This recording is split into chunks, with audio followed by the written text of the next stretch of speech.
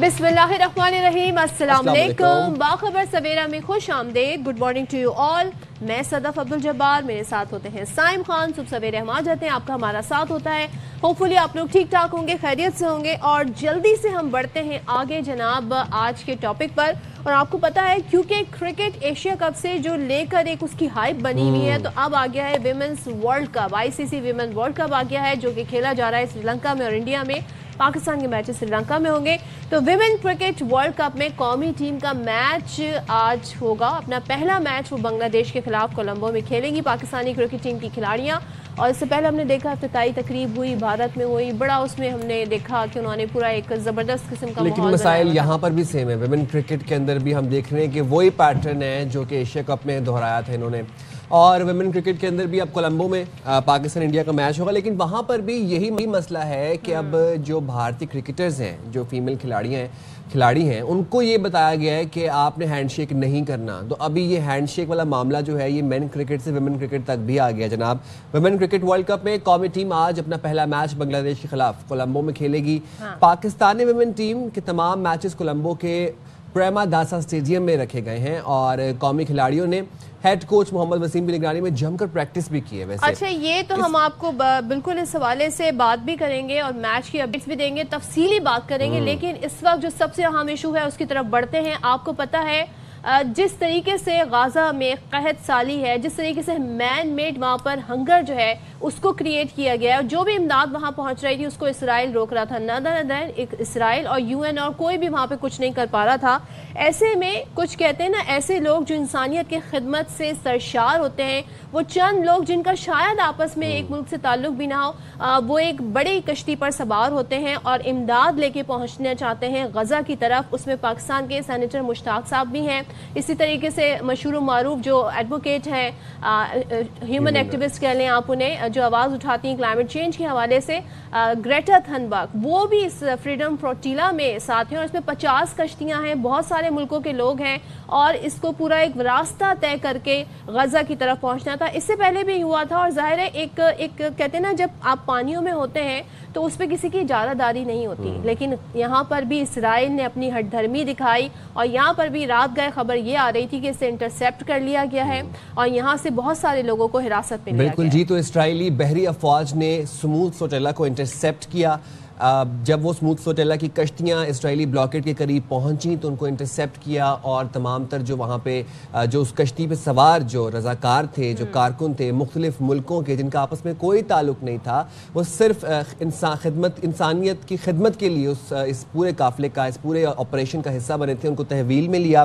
फिर गैर मुल्की मीडिया रिपोर्ट्स हमें ये बता रही हैं कि स्मूथ फ्लोटिला के मुंतज़मीन ने ये बताया कि इसराइल के जंगी जहाज़ों ने काफिले में शामिल कश्तियों को घेरे में लिया।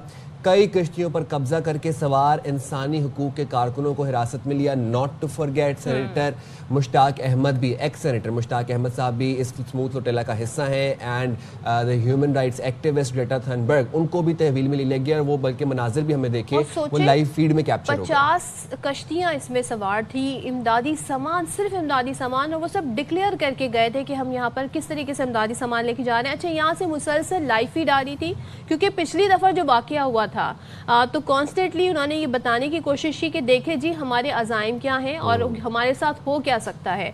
उसके बाद मीडिया रिपोर्ट्स ने जब बताया कि ये तमाम तर सूरत हाल हो गई है और एकदम से राब्ता मुनक़ता हो गया। सेनेटर मुश्ताक साहब की एक वीडियो बड़ी वायरल हुई है जिसमें वो अपना मोबाइल फ़ोन जो है जी पानी में फेंकते हुए नजर आते हैं। वो कहते हैं जी यहाँ पर कोई सिग्नल काम नहीं कर रहा, तो मेरे लिए इसका कोई यूज़ नहीं है। इसी तरीके से इसराइली मीडिया और बाकी मीडिया जो है वो रिपोर्ट डिफरेंट स्टोरी कर रहे हैं। पे तो क्या यकीन किया जाए, लेकिन जो बाकी इंटरनेशनल मीडिया है वो ये कहता है इसराइल ने काफिले की कायद ग्रेटा थनबर्ग को हिरासत में लेने के लिए जो अल्मा कश्ती है उसको घेरे में लिया।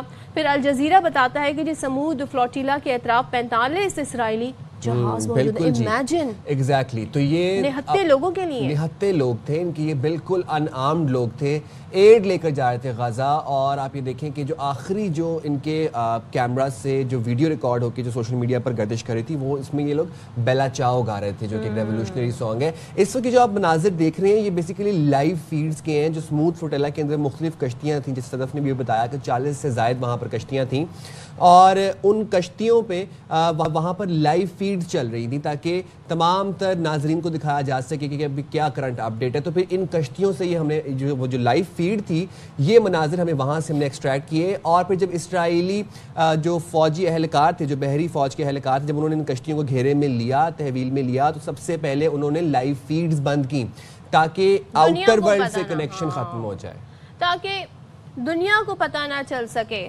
کہتے ہیں نا کہ یہ لوگ میں ان کی بہادری کو سلام کروں گی, ان کے جذبے کو سلام پیش کروں گی, کیونکہ سمندروں کی لہروں سے ہی فائٹ کرتا پہنچنا, یہ نہیں معلوم ہونا کہ راستے میں طوفان ملے گا, ویدر کیسا ہوگا, کیا ہوگا, منزل تک پہنچ سکیں گے کہ نہیں. لیکن یہ ان غزہ کے معصوم لوگوں تک پہنچنا چاہتے تھے جنہیں اس وقت کھانا نہیں.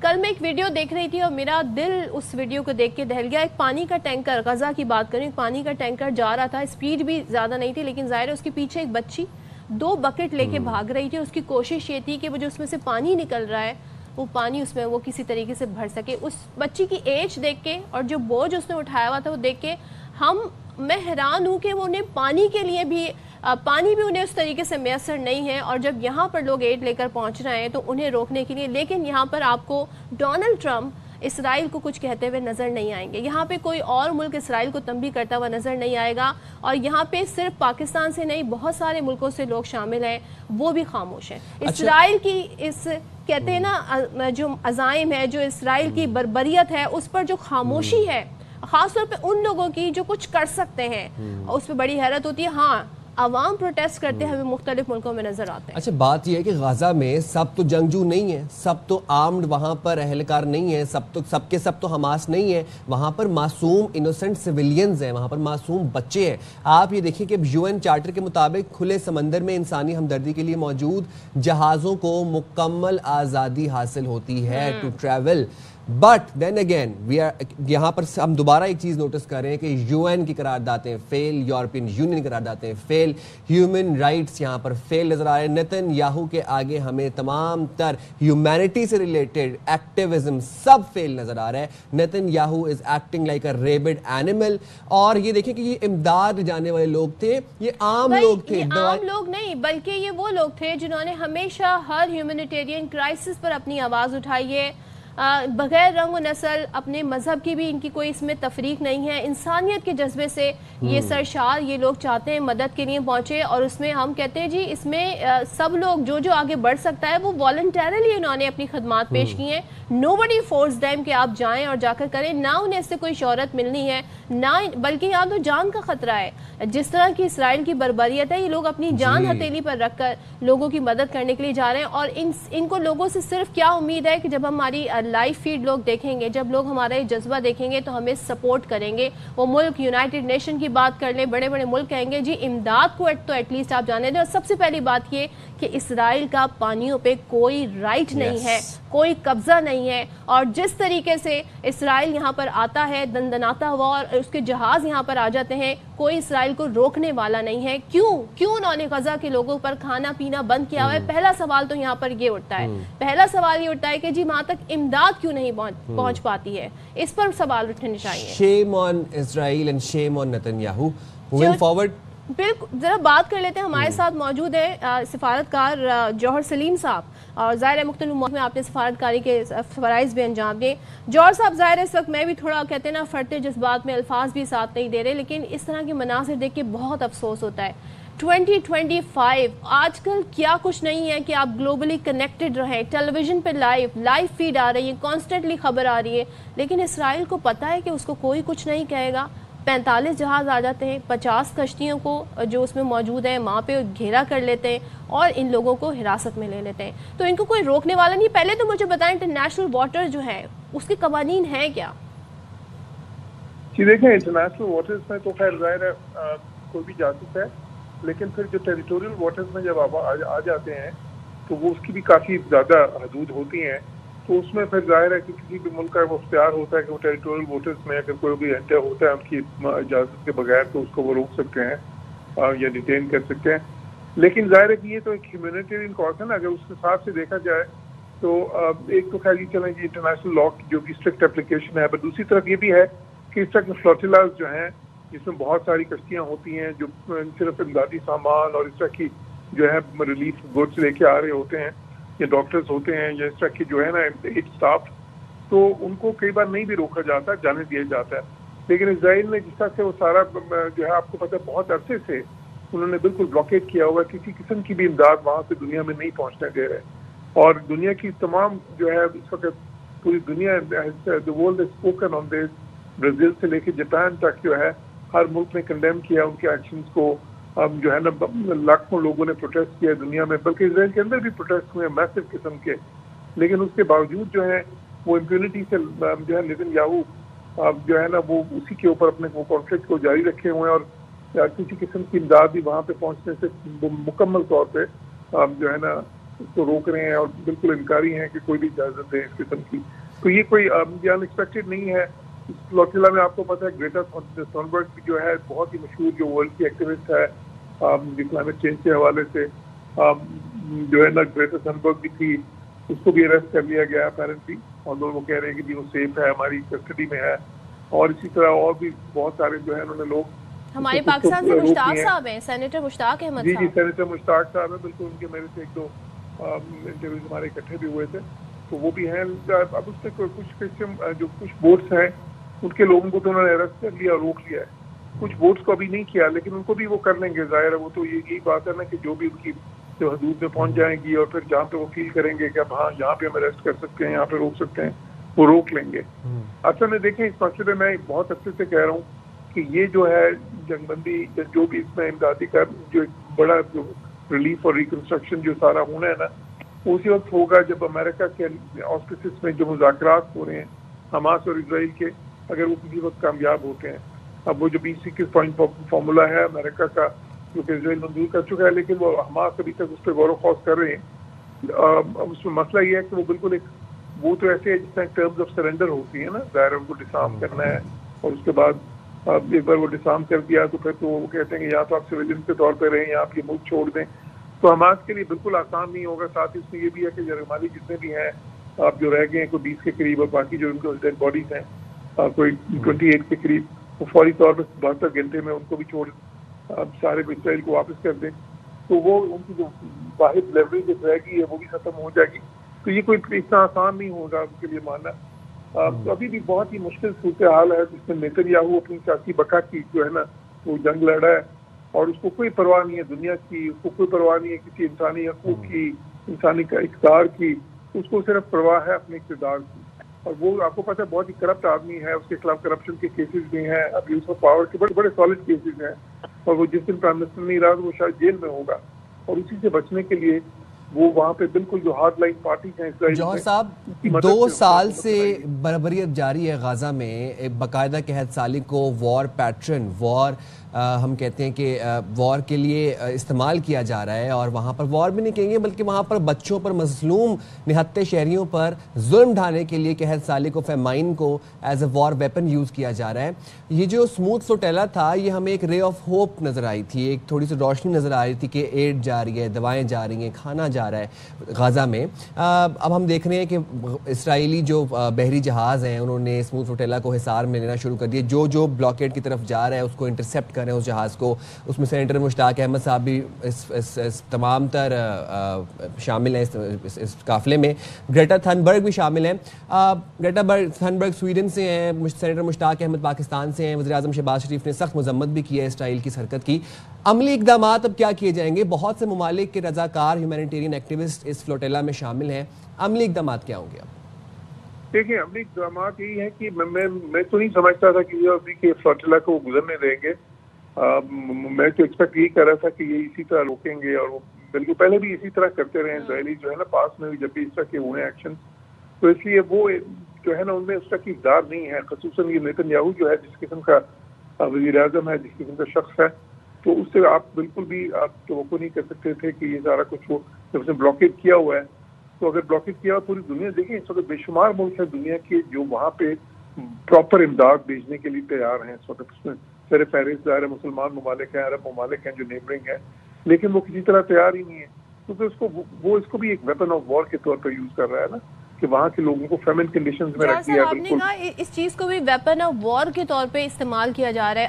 ابھی بات ہے ڈونلڈ ٹرمپ نیتن یاہو دونوں نے کھڑے ہو کے پریس کانفرنس کی, کہا جی ہم معاہدہ پیش کرنا چاہتے ہیں, اور اس کے بعد انہوں نے اس کی ہمیں نکات اور پتہ نہیں کیا کیا اس کی کنڈیشن ساری بتائیں. لیکن جب اس طرح کے اٹیک ہوتے ہیں اور پھر آپ یہ کہتے ہیں جی حماس کے پاس 2 سے 3 دن کا ٹائم ہے, تو اس کے بعد کیا ایکسپیکٹ کرتے ہیں کہ حماس ایگری کرے گا؟ اور کیونکہ مذمت تو حماس کی جانب سے, حماس نے کہا یہ تو دہشت گردی کا ایکٹ ہے, تو نیتن یاہو اسرائیل کی طرف سے بھی تو ان کی کوششیں نظر آنی چاہیے نا عملی طور پہ. بالکل یہ نظر آنی چاہیے. اسرائیل اگر دیکھیں وہ اگر سیریس ہوتا اور ذمہ دار ایک ریاست ہوتا اسرائیل, اور ان کی جو نیتن یاہو ہے اگر اس میں کوئی انسانی اقدار ہوتی تو پھر یہ رویہ تو نہ اپناتا. مطلب وہ جو رویہ اپنایا ہوا ہے نیتن یاہو نے وہ تو بالکل ہی مطلب پوری دنیا نے اس کو کنڈیم کیا ہے. دیکھیں بیسک صرف یہ نہیں کہ مسلمان ملکوں نے کیا ہے, کہ برازیل سے لے کے مطلب جو سینٹرل ایشیا سے لے کے جاپان تک جس طرح میں نے کہا, اور یورپین ممالک جو بہت زیادہ حامی ہوتے تھے اسرائیل کے, انہوں نے بھی کنڈیم کیا ہے وہ. اور انہوں نے ایک پروٹیسٹ کے طور پہ آپ دیکھیں سب نے اسرائیلی اپنا فلسطینی ریاست کو جو ہے نا وہ ریکگنائز کرنا شروع کر دیا اسرائیل کی مرضی کے بالکل صریحاً اس کے جو ہے نا خلاف. تو اور اس پہ اسرائیلی بڑے ناراض بھی آپ نے دیکھا, انہوں نے اپنی تقریر میں بھی اقوام متحدہ میں اس کا ذکر کیا, اور پریزیڈنٹ ٹرمپ نے بھی اس کا ذکر کیا بڑی ناراضگی سے. تو وہ سارا کچھ اپنی جگہ پہ ہے. لیکن یہ دیکھیں یہ اسرائیلی جو ہے نا یہ تو یونائٹڈ نیشنز کو بھی یونائٹڈ نتھنگ کہتے ہیں. وہ بالکل پرواہ نہیں کرتے ان چیزوں کی, اور خصوصاً جب بات اس کے اقتدار پہ آ جاتی ہے. اور میں اس پہ آپ کو ایک بات اور بتاتا چلوں کہ ایک یہ نیتن یاہو ہے جو وہاں پہ جو ہارڈ لائنرز ہیں نا جو اس کی حکومت اس وقت بچائے ہوئے ہیں, کیونکہ اس کی پارٹی تو ایک منارٹی گورنمنٹ ہے جو ان کے ووٹوں سے بچی ہوئی ہے, وہ اس سے بھی آگے جانا چاہتے ہیں. وہ تو یہ کہتے ہیں کہ جی بالکل غزہ پہ قبضہ کیا ہے, ویسٹ بینک پہ بھی قبضہ کریں, سارا اس کو کور کریں, بالکل جو انلیگل سیٹلمنٹس کو کر رہے ہیں, یہ یہاں سے لوگوں کو نکال دیں تو باقی بھی فلسطینی رہ گئے. تو وہ تو ان سے بھی 2 ہاتھ آگے ہیں. تو اس لیے اس کا جو ہے نا ایک تو خیر امریکہ اگر یہ سیز فائر کسی طرح سے اگر یہ کروا دیتے ہیں جس کا بھی ہوتی ہے تو ایک بریدنگ اسپیس ملے گی. اس کے بعد یہ مسئلہ جو ان سے کسی وقت اگر حل کی طرف جانا ہوا تو تبھی جائے گا کہ اگر اسرائیل میں سے دوبارہ الیکشنز ہوتے ہیں اور وہاں پہ کوئی ایسی پارٹی اقتدار میں آ جائے جو ماڈریٹ ہوں. اس طرح کے یہ ہارڈ لائنرز جو ہیں, یہ الٹرا رائٹ ونگرز جو اس وقت اقتدار میں ہے اسرائیل میں, یہ کبھی بھی کوئی جو ہے نا ایسا معاہدہ نہیں ہونے دیں گے جو انصاف مبنی ہو. ٹھیک ہے, بہت شکریہ جوہر سلیم صاحب, آپ نے باخبر سویرا کے لیے وقت نکالا. ماہر بین الاقوامی امور ہما بقائی صاحبہ بھی ہمارے ساتھ موجود ہیں, ان کو بھی شامل گفتگو کر لیتے ہیں. بہت شکریہ ہما صاحبہ, آپ نے بھی باخبر سویرا کے لیے وقت نکالا. ہما صاحبہ بتائیے گا, ایک طرف بات ہو رہی ہے پیس ٹریٹی کی, ایک طرف بات ہو رہی ہے کہ پیس پریویل کرے گا غزہ کے اندر according to Netanyahu, and not Netanyahu but Donald Trump. دوسری طرف ہم دیکھ رہے ہیں کہ جو گلوبل اسموتھ فلوٹیلا تھا اس کے اوپر اب اسرائیل نے اس کو انٹرسیپٹ کرنا شروع کر دیا ہے, جو کہ لٹرلی ایڈ لے کر جا رہا تھا غزہ میں, دوائیاں لے کر جا رہا تھا, اس میں نہتے ان آرمڈ شہری اس کے اوپر سوار تھے. اور پھر یہاں پر یہ بھی ایکسپیکٹ کیا جا رہا ہے حماس کے 72 گھنٹے حماس کے پاس حماس جو ہے وہ ڈسارم ہو جائے. یہ تمام تر سچویشن کس طرف جاتی دیکھ رہی ہیں آپ؟ میرے خیال ہے کسی حل کی طرف جاتی ہوئی نہیں نظر آ رہی, اور اس کی بالکل واضح وجہ یہ ہے کہ جو اسرائیلی پرائم منسٹر ہیں وہ حل کے اور اس جنگ بندی کے حق میں ہی نہیں ہے, کیونکہ ان کی اپنی سیاسی بقا جو ہے وہ جڑی ہوئی ہے اس تنازع کے قائم رہنے سے اور اس تنازع کے بڑھنے سے. ایک ہارڈ لائنر گروپ ہے جو ان کو سپورٹ کرتا ہے. حالانکہ آپ سوچیے کہ تل ابیب میں بھی اس وقت مظاہرے ہو رہے ہیں. امریکہ تنہا ہو گیا ہے اسرائیل کی ہٹ دھرمی کی وجہ سے. امریکن الائز جو ہیں کیونکہ ان کی سڑک اتنی سخت رویہ اختیار کر رہی ہے اسرائیل کی ایٹروسٹیز کے حوالے سے کہ آپ کو امریکہ تقریباً اس مخمصے میں پھنسا ہوا نظر آتا ہے. اسے اسرائیل کو بھی سپورٹ کرنا ہے اور اسرائیل ریسٹرینٹ نہیں ہو رہا. آپ کو پتا ہے کہ پاکستان نے بھی مثبت کردار ادا کرنے کی کوشش کی, لیکن پھر مسودے کے پوائنٹس ہی بدل دیے گئے. اور جو زیادہ گہری نظر رکھتے ہیں مڈل ایسٹرن کانفلکٹ پہ, وہ تو واضح طور پہ کہہ رہے ہیں کہ نہ تو اسرائیل چاہتا ہے کہ کسی طرح کی جنگ بندی ہو, اور جس طرح کی شرائط اسرائیل سامنے لا رہا ہے حماس بھی نہیں چاہے گا کہ جنگ بندی ہو. کیونکہ آپ ایک ایسی فورس جو فیس ہے ریزسٹنس کا, اس کو 72 گھنٹے میں ڈس آرم کرنے کے بارے میں بات کریں, اس کو وہاں سے نکلنے کے بارے میں بات کریں, تو آپ مجھے بتائیے کہ اس کے کیا اسٹیپس ہوں گے کانفلکٹ ریزولوشن کے. پھر قطر پہ جو حملہ ہوا تھا وہ اس وقت بات چیت میں بیٹھے ہوئے تھے جس وقت حملہ ہوا تھا. تو ہم ایک انگریزی میں بات کہتے ہیں your words your actions speak louder than your words. Action speaks louder than word. آپ بالکل صحیح کہہ رہی ہیں ہما. اور ہم یہ دیکھ رہے ہیں کہ یہ جو معاہدے کی بھی بات ہو رہی ہے جسے ابھی کہا جا رہا ہے کہ معاہدہ نہیں ہے, یہ سجیشنز ہیں, یہ نکات ہیں, 2021 نکات ہیں یہ, اور اس میں بھی اب قطری وزیر اعظم جو ہیں کل ان کا اسٹیٹمنٹ میں دیکھ رہی تھی, بڑا امپورٹنٹ اسٹیٹمنٹ ہے جس میں وہ یہ کہہ رہے ہیں کہ اس میں بہت ساری ایسے نکات ہیں جن پر بحث ہونی ہے, بحث طلب ہے وہ, اور اس میں بہت ساری چینجز ایسی ہیں جو ہم ایکسپیکٹ نہیں کر رہے تھے. تو یہ آواز ان کی طرف سے اٹھی ہے, اور ظاہر ہے اس وقت اگر ہم قطر کا رول دیکھیں تو وہ اس لحاظ سے بڑا امپورٹنٹ ہے کہ حماس کے جتنے بھی ٹاک ہوئے, نیگوشیشنز ہوئی, وہ قطر میں ہو رہی تھی, اور جو اٹیک بھی اسرائیل نے کیا تھا اس نے کہا جی ہم نے حماس کے لوگوں پہ اٹیک کیا تھا, ہم نے قطر پہ نہیں کیا تھا. تو ہما بقائی صاحبہ مجھے ایک چیز بتائیے گا, اب 2-3 دن کے ٹائم کے بعد ایک دھمکی بھی دی گئی تھی اس سو کالڈ تجاویز کے ساتھ کہ جی اگر حماس جو ہے وہ نہیں مانے گا تو پھر وہ تیار ہو جائے, پھر اس کے ساتھ بہت بری ہونی ہے. تو آپ اب اس سچویشن کو after this attack on Sumud flotilla کہاں جاتے ہوئے دیکھ رہے ہیں, کیونکہ حماس کہتا ہے جی یہ دہشت گردی کی ہے, دوسرے لوگ اس کی مذمت کر رہے ہیں, کہاں جاتے دیکھتے ہیں سچویشن؟ دیکھیے میرا خیال ہے کہ اس وقت کوئی ریزولوشن نظر نہیں آ رہا ہے سامنے, اور یہ جتنے بھی اسٹیپس لیے گئے ہیں وہ اتنے ون سائیڈڈ تھے. اگر آپ ٹرمپ کی بھی اسپیچ سنیں تو انہوں نے کہا تھا پھر اسرائیل جو چاہے کرے, یعنی کسی بھی بات پر اسرائیل جو ہے وہ اس معاہدے سے پیچھے ہٹ سکتا ہے, جبکہ کوئی معاہدہ گراؤنڈ پہ ہے ہی نہیں. اور جب اس معاہدے کی باتیں ہو رہی تھی, ایک بھی دن, ایک بھی لمحے, ایک بھی گھنٹے اسرائیل نے فلسطین پر حملے کرنے نہیں روکے ہیں. اور دیکھیے ہم نے ایسی جنگیں دیکھی ہیں, جو سربیا میں جنگ ہوئی تھی نا, 30 لاکھ لوگ مارے گئے تھے اور 3 لاکھ لوگ مارے گئے تھے, اور 4 سال وہ جنگ چلی تھی اور نہیں رکے تھے وہ. اس کے بعد ان کو وار کرائم کے موجب ٹھہرایا گیا تھا, لیکن وار کرائمز تو یہ بھی کر رہے ہیں. کینیڈا کہتا ہے اگر یہ ہماری زمین پہ قدم رکھیں گے تو ہم انہیں گرفتار کر لیں گے. کوئی ایسا وار کرائم اس وقت نہیں ہے ہیومینیٹیرین لا میں جس کا مرتکب اسرائیل نہیں ہوا ہے, باشمول اس ہیومینیٹیرین ایڈ اور اسسٹنس کو روکنے کے. مطلب جو جواب دیا ہے فوچلا سے ان لوگوں نے, انہوں نے یہ کہا ہے کہ ہمارا کوئی عسکری سمجھیے انٹینشن نہیں ہے, اور آپ اگر ہمیں روکیں گے تو آپ انٹرنیشنل لا کی وائلیشن کریں گے. لیکن انٹرنیشنل لا کوئی مانے نہیں رکھتا. اور سب سے مشکل بات یہ ہے کہ مسلم ورلڈ کمپرومائز کر رہی ہے کہ کسی طرح فلسطینیوں کی جانیں بچ جائیں. اسرائیل وہاں رک نہیں رہا ہے. میرا نہیں خیال کہ اس پرٹیکولر پرائم منسٹر جو ہیں اسرائیل کی, ان کی کوئی انٹینشن ہے کہ کسی قسم کا ریلیف اس صورتحال میں دیا جائے. انہوں نے 7 اکتوبر کو بہانہ بنا کے جو وہ گریٹر اسرائیل کے منصوبے پہ کاربند ہیں وہ اس پر اسی طرح پابند ہیں اور اسی طرح چل رہے ہیں. اور میرا خیال ہے کہ مسلم ورلڈ کے لیے بھی ویک اپ کال ہے کہ وہ جن نیگوسیشنز میں جا رہے ہیں وہاں دوسری طرف سے کوئی پاسداری نہیں ہوگی کسی وعدے کی. اور یہ وہ کئی دفعہ پہلے بھی کر چکے ہیں, معافیا بھی مانگتے ہیں, پیچھے بھی ہٹتے ہیں, اور سلیکٹیولی استعمال کرتے ہیں انٹرنیشنل لا اور یونائٹڈ نیشنز کو اپنی بقا اور اپنے مفاد کے لیے. ایسے ہی جس کی سب سے بڑی مثال ٹونی بلیئر کا اس میں شامل ہونا ہے. تھینک یو سو مچ ہما بقائی صاحبہ. ظاہر ہے بڑے بڑے الزامات ہیں ٹونی بلیئر پہ, ایک پاسٹ ہے ان کا, اور وار کرمنل ٹرائل وہ فیس کیا انہوں نے, اس کے باوجود بھی اس میں رکن بنانا یہ بڑا سب سے لوگوں کو اچھمبے کی بات لگی. نیتن یاہو از اے وار کرمنل جو کہ بچوں پہ میسکر کر رہا ہے, جو کہ سلاٹرنگ کر رہا ہے غازہ کے اندر, اور جو کہ جینوسائیڈ کر رہا ہے. It's a fact and will stand by it. جائیں گے چھوٹی سی بریک پہ, حاضر ہوں گے بریک کے پاس. سے رہتے ہیں وہ 10.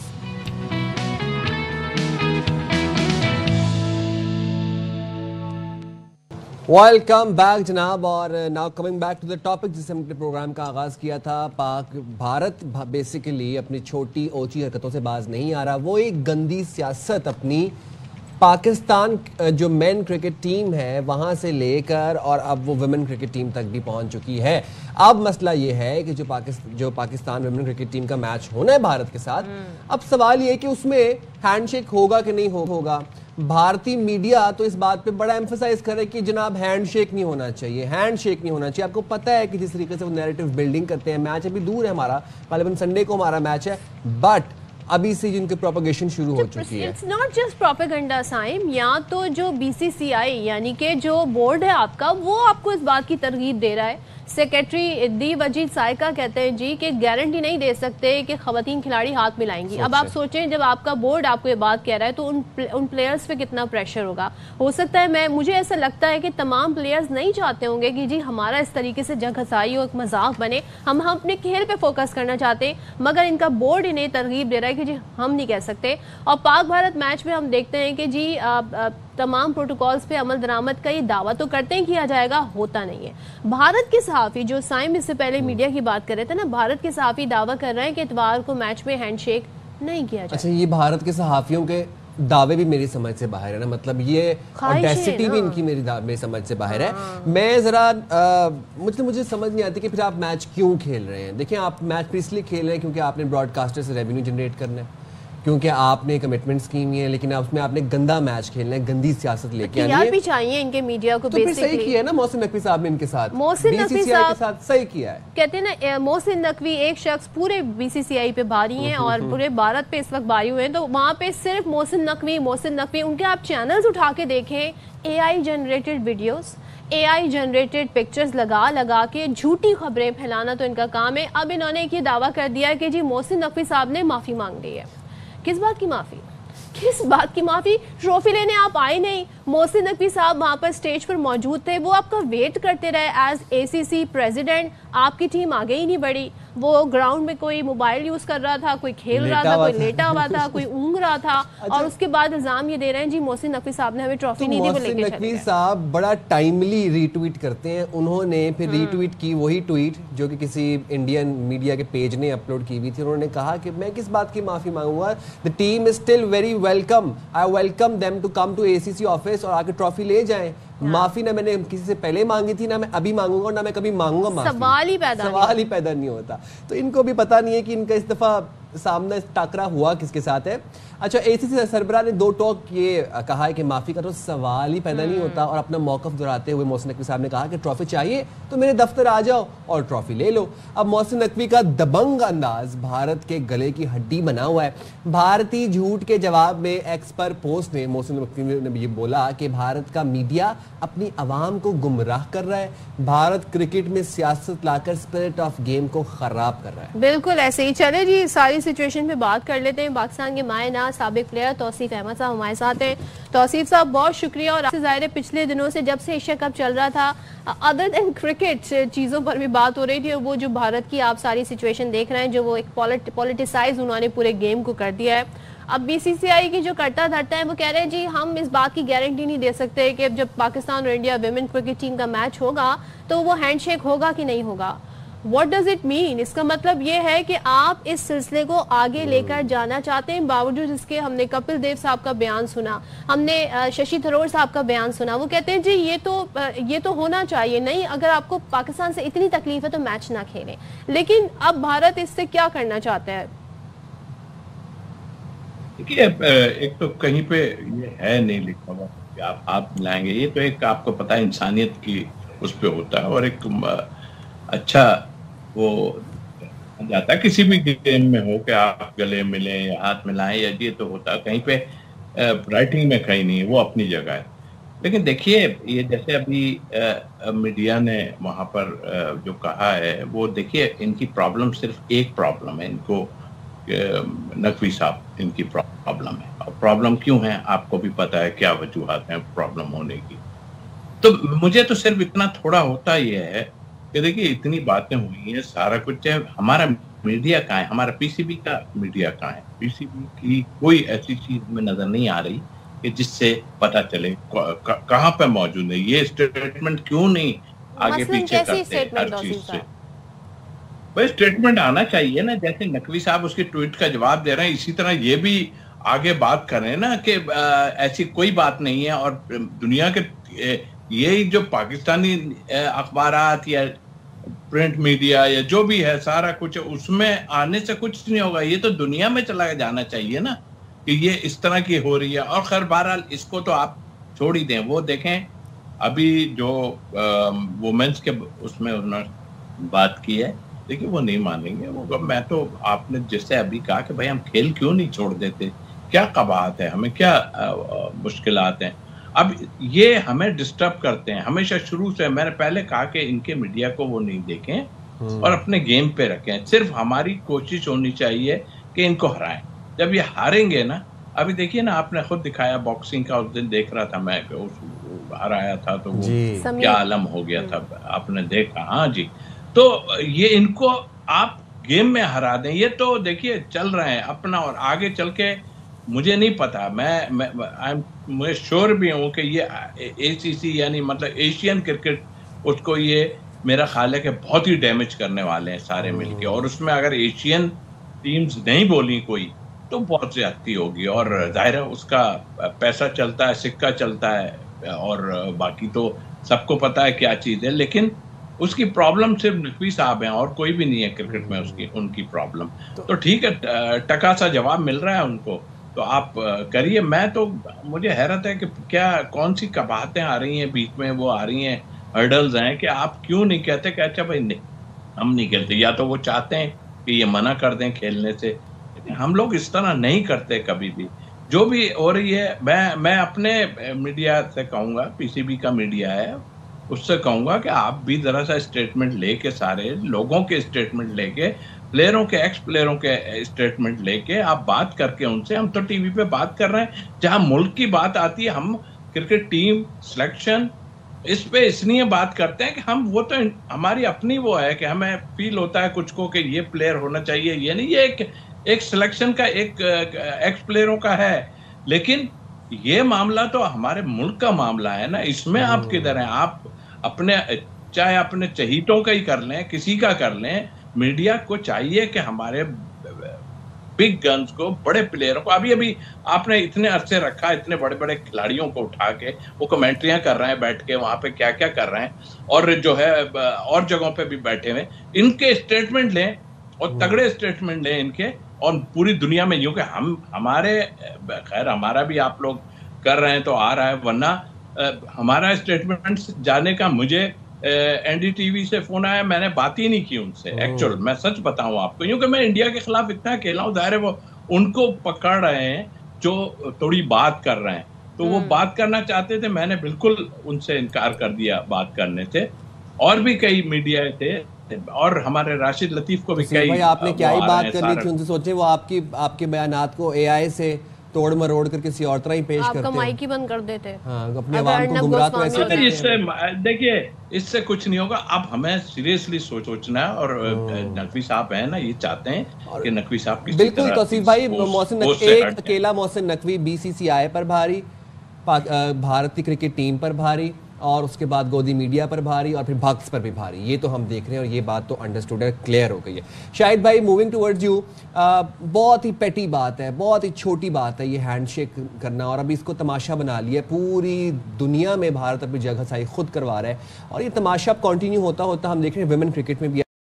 क्या अंदर की खबर है, क्या होने जा रहा है, ये करें हैंडशेक वाला मामला, अब ये कब तक प्रोलॉन्ग करेंगे, और ये क्या ऊंट किस करवट बैठेगा? देखें, 5 तारीख को मैच है पाकिस्तान की और भारत की खवातीन टीमों का, खवातीन वर्ल्ड कप में, लेकिन भारत के सेक्रेटरी इंटरनेशनल मीडिया को इंटरव्यू देकर कह चुके हैं, वो BCCI के सेक्रेटरी देवजीत सैकिया, वो कह चुके हैं कि जी खवातीन भी उसी प्रोसेस को आगे बढ़ाएंगी जो हमारा प्रोसेस है, यानी हाथ नहीं मिलाएंगे, ना मिलाएं। लेकिन जिस तरह तौसीफ भाई ने कहा, और जिस तरह हम सब काफ़ी अरसे से कह रहे हैं, तो भारत को असल जवाब उनको ग्राउंड में देना है। हमें क्या ही अच्छा होता कि हम एशिया कप का फाइनल जीत जाते तो थरथरी मच जाती, और ये सारा ट्रॉफी का फिजिया भी ना होता, ये सारा तनाज़ा भी ना होता, ट्रॉफी सीधी सीधी मोहसिन नकवी साहब पाकिस्तान को देते और पाकिस्तान ट्रॉफी लेकर घर आ जाता। लेकिन पाकिस्तान की टीम हार गई, हम उनको सही तरह से जवाब नहीं दे सके। असल जवाब उनको ग्राउंड पर ही देना है। अगर हमारी खवातीन की टीम बहुत अच्छा खेलें तो ऐसा नहीं है कि भारत की खवातीन की टीम हार नहीं सकती। अभी श्रीलंका से उन्होंने मैच खेला, 124 रन पर उनके 6 खिलाड़ी आउट हो गए थे, लेकिन वहां से श्रीलंका ने उनको 270 रन बनाने की इजाजत दे दी, इतनी अच्छी बॉलिंग नहीं की। तो हमारी खवातीन की टीम अगर जीतेगी तो बिल्कुल खामोशी छा जाएगी। हाँ। अच्छा शाहिद साहब, कुछ खबरें कहते हैं ना, बहुत सारी रूमर्स उड़ाई जा रही हैं इंडिया की तरफ से। पहले तो उन्होंने कहा जी मोहसिन नकवी साहब माफ़ी मांगने को तैयार हो गए, اس کا کانٹیکسٹ یہ ہے کہ کیونکہ آئی سی سی جو ہے اب ان ایکشن ہوگا کہ کیسے جی وہ ٹرافی جو ہے اپنے پاس رکھ سکتے ہیں. اور یہ بھی خبر آئی کہ جی اب بڑے چینجز ہونے والے اے سی سی میں, یعنی کہ محسن نقوی صاحب جی کسی بھی وقت ان سے کہا جا سکتا ہے کہ جی آپ جائیں. تو یہ خبریں کیوں اس طرح سے سامنے آ رہی ہیں اور کتنی صداقت ہے ان میں, آپ یہ بتائیں. محسن نقوی صاحب نے تو معافی کے معاملے میں کہہ دیا سوال ہی پیدا نہیں ہوتا, اور اگر آپ نے ٹرافی لینی ہے تو آپ اے سی سی کے دفتر آ جائیں.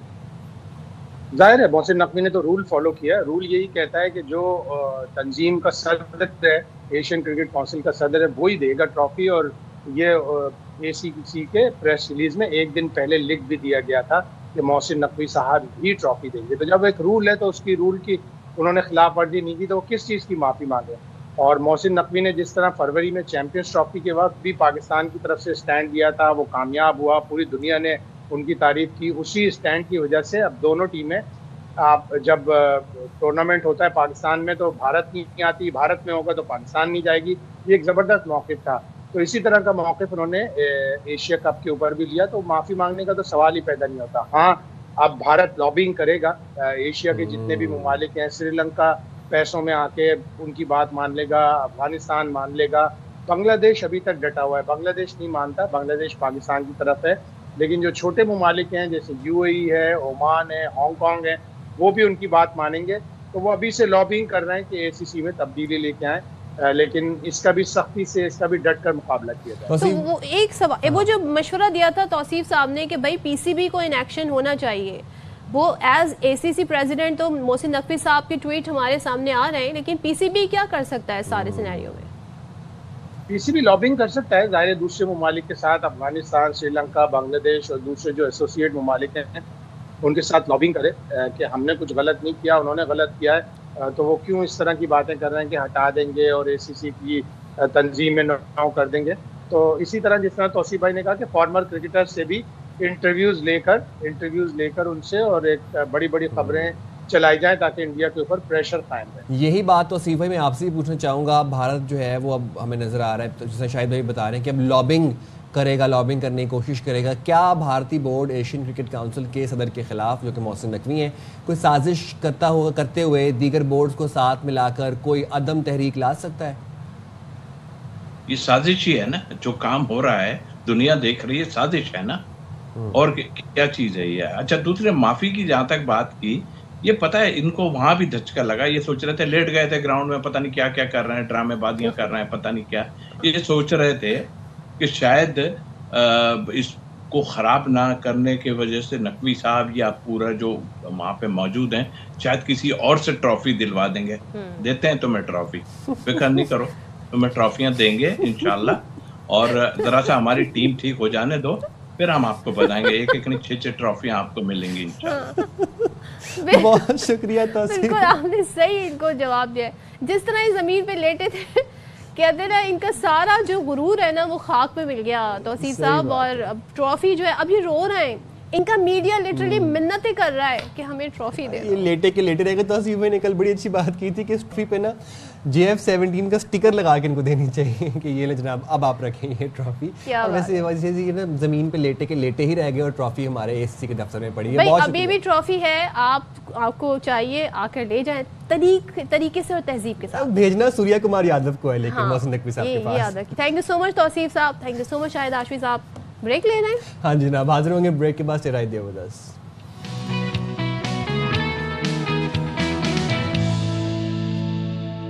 Welcome back. اور ذرا آئی ٹی کی طرف بڑھتے ہیں. میں یہی سوچ رہا تھا کہ ہم ایک ڈیجیٹل ایرا میں جی رہے ہیں, اور آپ یہ دیکھیں کہ ہر گزرتے دن کے ساتھ انٹرپرینیورشپ میں اضافہ ہو رہا ہے. آپ دیکھیں کہ 15 16 17 سال کے بچے انٹرپرینیورز بنے ہوئے, ای کامرس کی طرف آ رہے ہیں, فری لانسنگ کی طرف آ رہے ہیں. فری لانسنگ کی اگر ہم بات کریں, اپ ورک, فائبر پہ کام کر رہے ہیں, کانٹینٹ کریٹ کر رہے ہیں, اور آپ دیکھیں ویب سائٹ ڈیولپمنٹ میں ترقی ہو رہی ہے, اے آئی میں ترقی ہو رہی ہے. اور پاکستانی نوجوان لڑکے لڑکیاں خاص طور پر آپ دیکھیں اسمارٹ ورک کر رہے ہیں. ہم لوگ کرتے تھے ہارڈ ورک, یہ لوگ کر رہے ہیں اسمارٹ ورک. گھر بیٹھتے ہیں آرام سے, ورک فرام ہوم کرتے ہیں, ایک لیپ ٹاپ بس پاس ہے, ٹریول بھی کر رہے ہیں, آ جا رہے ہیں, گھر پہ بیٹھے ہوئے اور سکون سے فری لانسنگ. ہاں سمجھ گئی میں. لیکن یہ ہے کہ اب یہ جو تعداد ہے یہ بڑھتی جا رہی ہے اور یہ بڑی اچھی بات ہے, کیونکہ اس وقت اگر ہم فری لانسنگ میں پاکستان کی جو مارکیٹ ویلیو ہے نا اس کا اگر اندازہ لگائیں تو فری لانسرز ایسوسی ایشن ہمیں بتاتا ہے جی پاکستان کے آئی ٹی شعبے میں فری لانسرز کی تعداد اب 23 لاکھ ہو چکی ہے. آپ اس سے اندازہ لگا لیں. اور وہ یہ بتاتے ہیں جی ہر گزرتے دن کے ساتھ اس میں اضافہ ہو رہا ہے. اس میں لڑکے بھی ہیں, لڑکیاں بھی شامل ہیں, پورا جیسے کہ سائم نے بتایا کہ جی کیا کیا کچھ ہو رہا ہے. تو یہ لوگ بڑا اہم رول پلے کر سکتے ہیں. ہمارے ملک میں اگر ہم یوتھ کی تعداد دیکھیں تو وہ نمبر بھی کافی اچھا خاصا بڑا ہے. 65% جو ہے آپ کی آبادی جو ہے اس وقت یوتھ پر مشتمل. تو ذرا بات کرتے ہیں, ہمارے ساتھ موجود ہیں چیئرمین پاکستان فری لانسرز ایسوسی ایشن ابراہیم امین صاحب. ابراہیم امین صاحب, یہ جو نمبرز آ رہے ہیں 23 لاکھ پاکستانی بچے بچیاں بڑے زبردست طریقے سے ان کا سکوپ ہے فری لانسنگ میں, یہ رول پلے کر رہے ہیں اور یہ تعداد بھی بڑھ رہی ہے. کتنا اس کی مارکیٹ ویلیو ہے پاکستان کی؟ ذرا ہمیں سارے اسٹیٹس اور نمبرز بتائیے گا اور کتنا حوصلہ افزا ہے یہ ساری سچویشن. جی السلام علیکم and thank you very much. Pakistan free lancer ایسوسی ایشن نے ایشین ڈیولپمنٹ بینک کے ساتھ 2024 اور 25 میں ایک ریسرچ کی تھی جس میں ہم نے کافی پورے پاکستان میں کو 3 سے 6 مہینے لگائے اور اس میں ہم نے یہ دیکھا کہ 23 لاکھ 2.37 ملین پاکستانی بچے جو ہیں وہ اس میں فری لانسنگ کر رہے ہیں. اچھا, اب یہ ماشاءاللہ اس سال ہم نے $700 ملین کراس کیا ہے اور اگلے سال ہم انشاءاللہ $1 بلین کراس کر جائیں گے. اب آپ پاکستان کی ایکسپورٹ انڈسٹری اگر دیکھیں تو پاکستان کے ٹاپ 5 ایکسپورٹرز جو ہیں جس میں ایگریکلچر ہے, ٹیکسٹائل ہے, اس کے بعد آپ دیکھیں کہ free lancer I T industry کے ساتھ فری لانسرز جو ہیں وہ سب کو کراس کر چکے ہیں. $700 ملین. اب باقی سب جتنی بھی ایکسپورٹ انڈسٹری ہے, فارماسیوٹیکل ہے, سرجیکل ہے, ان کو بھی کراس کر لیا ہے فری لانسرز نے. اچھا ابراہیم صاحب, ذرا یہ بتائیے گا کہ پاکستان میں اب ہم دیکھ رہے ہیں کہ فری لانسرز کی تعداد تو بڑھتی چلی جا رہی ہے, ایوری ڈے تعداد میں اضافہ ہو رہا ہے. مزید کون سے ایسے اقدامات ہیں جو فری لانسنگ کے شعبے کو فروغ دے سکتے ہیں؟ خاص طور پر یہ جو پیمنٹ ٹرانسفر والا جو معاملہ ہے, اس میں اگر بہتری آ جائے تو کتنا مزید ہم اس چیز کو فروغ دے سکتے ہیں, اس شعبے کو فروغ دے سکتے ہیں؟ دیکھیں, اس پہ 2 چیزوں پہ بڑا فوکس کرنے کی ضرورت ہے. اس وقت جو یہ 23 لاکھ بچے کام کر رہے ہیں آن لائن, جو فری لانسنگ گھر پہ بیٹھ کے آپ کام کر رہے ہیں, تو ان کے لیے جو سب سے بڑا پرابلم آج جو فری لانسنگ کر رہے ہیں ان کے لیے سب سے بڑا پرابلم ہے ان کی پیمنٹ ٹرانزیکشن وصول کرنا. ان کو انٹرنیشنلی جو اگر ان کے پاس کوئی پیمنٹ گیٹ وے ایسا بن جائے, ڈائریکٹ انسٹنٹ پیمنٹ اگر ان کے پاس آنی شروع ہو جائے. جیسے پاکستان میں بھی صرف اور صرف ایک ادارہ ہے جس کے ساتھ ہم کام کر رہے ہیں اور اس کا نام پیونیئر ہے, جو کہ ڈائریکٹلی ہماری بینکنگ سسٹم کے ساتھ لنکڈ ہے. ہم منسٹری آف آئی ٹی اور Pakistan soft where export board کے ساتھ ہینڈز آن لائجن کر رہے ہیں, کام کر رہے ہیں, اور وہ کافی محنت بھی کر رہے ہیں اس کے اوپر. اس کے اوپر ہمیں ایک پیمنٹ گیٹ وے چاہیے, انسٹنٹ پیمنٹ پلیٹ فارم چاہیے, جو ہماری لاسٹ بھی آپ کے توسط سے بات ہوئی تھی. اگر یہ سیملیس پیمنٹ آنا شروع ہو جائے تو بچوں کو کافی آسانی ہوگی, اور یہ جو $700 ملین کراس کیا, یہ ہم $2 بلین تک پہنچ سکتے ہیں بہت آرام سے. تو اس میں کیا رکاوٹ ہے؟ کیوں یہ جو پیمنٹ کا سسٹم ہے اس کو مزید بہتر کرنے میں کیا رکاوٹ آپ کو نظر آتی ہے؟ ہمیں نا مختلف اداروں کے ساتھ, مختلف پیمنٹ ایگریگیٹرز کے ساتھ کانٹیکٹ کرنے کی ضرورت ہے. یہ گورنمنٹ کو ہم ریکویسٹ کریں گے آپ کے توسط سے کہ پینیئر ابھی کام کر رہا ہے پاکستان کے بینک اکاؤنٹ کے ساتھ. پینیئر ریئل ٹائم انٹیگریٹڈ ہے, کنیکٹڈ ہے. تو اس طرح ایک اور ادارے بھی آئیں جو اس پورے سسٹم کو میں ایز آف ٹرانزیکشن پیدا کریں. ابراہیم صاحب, اس وقت جیسے میں بتاتا ہوں آپ کو, فائیور اور اپ ورک میں فائیور اور اپ ورک میں پینیئر کنیکٹڈ ہے, اور بھی ادارے کنیکٹڈ ہیں. تو وہ پاکستانی بینکس کے ساتھ پیمنٹ گیٹ وے اگر کنیکٹ ہو جائے تو بہت آرام سے ریئل ٹائم پیمنٹس آ سکتی. ٹھیک جی, یہ بتائیے گا کہ جب ہم سٹیٹس کی بات کرتے ہیں تو بھی ہم نے بھی اپنے ابتدائی میں یہی ذکر کیا کہ 23 لاکھ تعداد ہو چکی ہے فری لانسرز کی اس وقت پاکستان میں. اچھا, یہ 23 لاکھ آفیشیل پلیٹ فارمز کے ساتھ جو منسلک بچے ہیں, یہ نوجوان ہیں, یہ ان کی تعداد ہے جو اپ وقت پہ کام کر رہے ہیں, فائیور پہ کام کر رہے ہیں, کوئی CGI آرٹسٹ ہے, کوئی UX UGC کنٹینٹ کریٹ کر رہے ہیں. لیکن بہت سے نوجوان ایسے بھی ہیں جن کو کام آتا ہے, جنہوں نے کام سیکھا ہے, جن کو ویب ڈیولپمنٹ آتی ہے, اے آئی آتا ہے, سی جی آئی آتا ہے, بٹ ان کے پاس کوئی ایسا پلیٹ فارم نہیں ہے جہاں پر اپنے کانٹینٹ کو, اپنے کام کو سیل کر سکیں, اور کوئی گائیڈنس نہیں ہے. ان بچوں کے لیے, ان نوجوانوں کے لیے کیا کیا جا سکتا ہے؟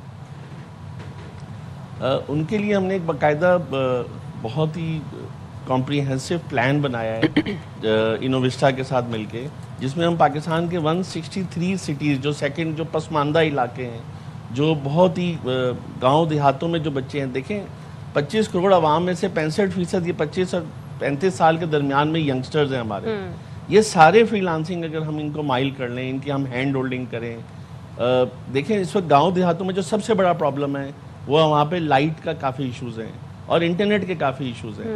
اگر ہم لائٹ اور انٹرنیٹ جیسے سولر پینلز ہم کافی جگہوں پہ لگا رہے ہیں, گلگت سے سندھ میں, ساؤتھ پنجاب میں کافی سارے انکیوبیشن سینٹرز بنا رہے ہیں جہاں پہ ہم پاکستان بینکنگ انڈسٹری کے کافی سارے بینکس کے ساتھ مل کے سولر پینلز کو وہاں پہ انسٹال کروا رہے ہیں. پھر جیز کے ساتھ مل کے انٹرنیٹ کی انیبلٹی ہم کر رہے ہیں. تو اسی طرح یہ جو پسماندہ علاقے ہیں جتنے پاکستان میں, وہاں کی جو یوتھ ہے پاکستان کی, ان کو فیسیلیٹیٹ کرنے کی ضرورت ہے. اس کے اوپر ایک پلان بنایا ہے again ministry of I T madam Shiza Fatima کے ساتھ, Pakistan soft where export board کے ساتھ, انوویسٹا کے ساتھ.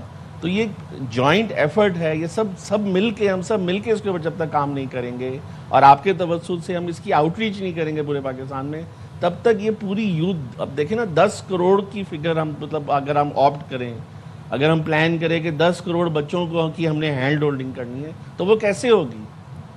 بالکل. اور اب تو ظاہر ہے جو آنے والا ٹائم ہے اس کی ریکوائرمنٹ بھی یہی ہے, خاص طور پہ جب ہم آئی ٹی کی بھی بات کرتے ہیں, اے آئی کے ساتھ ساتھ بھی چلنا بہت ضروری ہے. ایک چیز مجھے بتائیے گا, جب اب ہم بات کرتے ہیں جی ہم نے اتنا زر مبادلہ کمایا, نیکسٹ ایئر کا ٹارگیٹ یہ ہے, تو پھر ساتھ ساتھ یہ بھی سوچا جاتا ہے جی کہ یہ جو جیسے کہ سائم نے بھی بات کی کہ وہ بچے بچیاں جو کہ ان رجسٹرڈ پلیٹ فارم سے نہیں ہیں یا جن کو اس وقت تلاش ہے کہ کیا کیا جائے, تو ان کے لیے سہولت کے لیے کوئی ایک ایسا پلیٹ فارم ہونا چاہیے جو انہیں گائیڈ کر سکے, بتا سکے. بہت سارے لوگوں کو اس کی ABC بھی نہیں پتا, وہ نوجوان آنا چاہتے ہیں بٹ بیکاز انہیں اویئرنیس نہیں ہے. اس کے لیے کیا کیا جا سکتا ہے؟ اس کے لیے فائیور اور اپ ورک جیسا کوئی پلیٹ فارم ہم بھی بنا سکتے ہیں. اس کے لیے فائیور اور اپ ورک جیسا پلیٹ فارم بنا کے دیکھیں. اس وقت جو ہم نے ریسرچ کی تھی جس میں ہم نے 2.37 ملین 23 لاکھ بچوں کا ہم نے آئیڈینٹیفائی کیا جو فری لانسنگ کر رہے ہیں, اس میں ریسرچ میں ایک اور چیز ہم نے یہ دیکھی کہ دنیا میں جو پر آور ریٹ ہے منیمم وہ $15 سے $20 ہے. صحیح. یہی جو پاکستان میں جو بچے ہیں جو کہ وہی اس سے اچھا کام کرتے ہیں, وہ اپنے آپ کو پراپر سیل نہیں کر پاتے, تو ان کا ریٹ ہے $5. تو یہ اگر ہم اپنا پلیٹ فارم بنا کے ان کی, جیسے کہ آپ نے کہا کہ ان کی ہینڈ ہولڈنگ کر کے, ان کو تھوڑا سا ایتھکس اور کمٹمنٹ پہ, سافٹ سکلز پہ ٹریننگ دے کے, ان کو تھوڑا سا اپ اسکیل جب تک نہیں کریں گے, تو وہ $5 سے اگر $15-20 میں اپنے آپ کو بیچ پائیں گے, تو آٹومیٹکلی یہ جو $700 ملین ہم کراس کر لیا ہے, اگلے سال ہم $1 بلین کراس کریں گے, یہ آٹو پہ $5 بلین ہو جائے گا. یہ آپ نے بالکل صحیح کہا کہ ہمیں تھوڑی مارکیٹ ویلیو کو بھی بڑھانا ہوگا. اس کے لیے کیا کیا جا سکتا ہے, اس پہ کام کرنا ضروری. تھینک یو سو مچ ابراہیم صاحب فار جوائننگ اس. ہاں جی, kids are very smart these days, they know how to sell themselves. بس یہ ہے کہ تھوڑا سا اگر رجسٹرڈ پلیٹ فارمز کی اویئرنیس اگر آ جائے تو پھر کیا ہی بات ہے جناب, پھر اس یوتھ کو کوئی نہیں روک سکتا.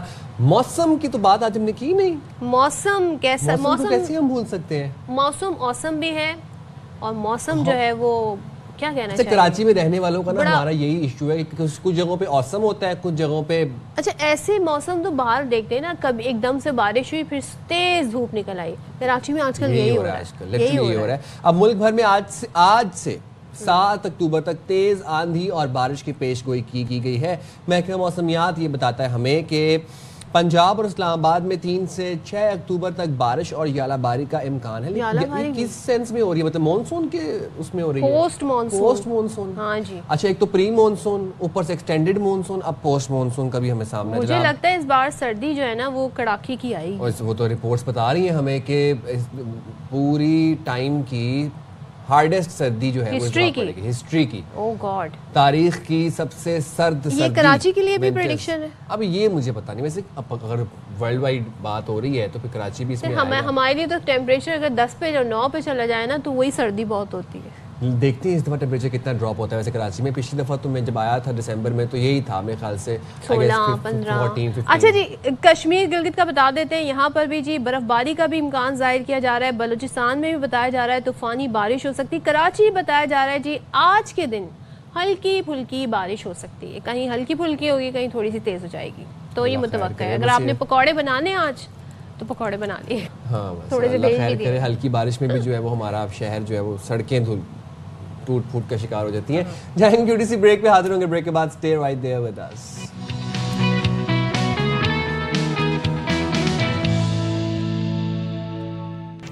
अस्सलाम वालेकुम, बाखबर सवेरा में एक दफ़ा फिर से आपको कहते हैं खुश आमदीद। साइम खान और सदफ अब्दुल जब्बार एक दफ़ा फिर से आपकी खिदमत में हाजिर हैं। जनाब बाखबर सवेरा के पेजेस को तमाम सोशल मीडिया प्लेटफॉर्म पर लाइक कर लें, अपना फीडबैक लाजमी दिया करेंगे।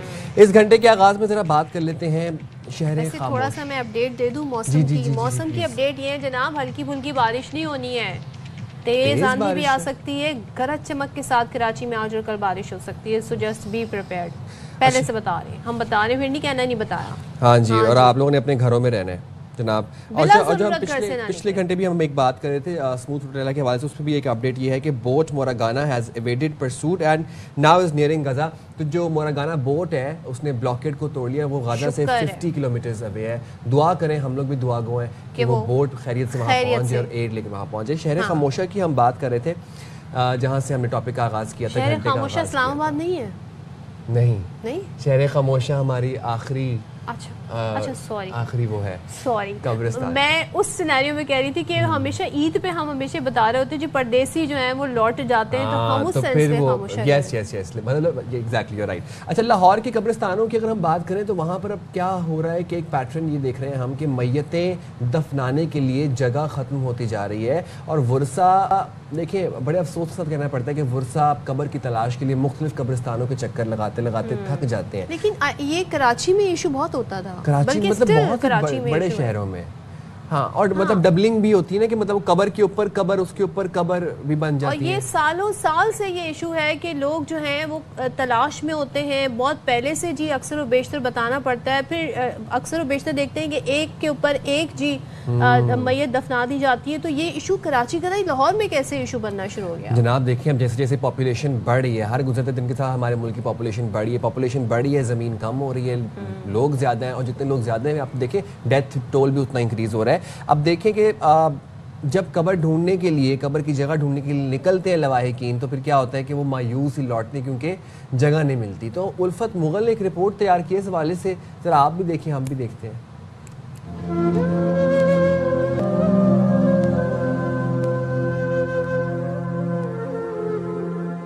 ये लाहौर के गुंजान आबाद इलाके टाउनशिप का कब्रिस्तान है, जहां अब मैयत दफनाने की जगह मौजूद नहीं। गुरकन का कहना है कि जगह ना होने के बायस एक एक कब्र में कई मुर्दे दफन हैं। 20-25 साल हो गया, इधर बिल्कुल जगह ख़त्म है। यानी जो पुरानी कब्रें हैं जिनके आबाओ जदाद यहाँ दफन है, वो अपनी कब्र अगर खुलवा लें तो दफन होता है, वैसे इधर कोई जगह नहीं है। तकरीबन ये 3-4 मंजिला यानी अभी जा रहा है ऊपर, कब्र पे कब्र है।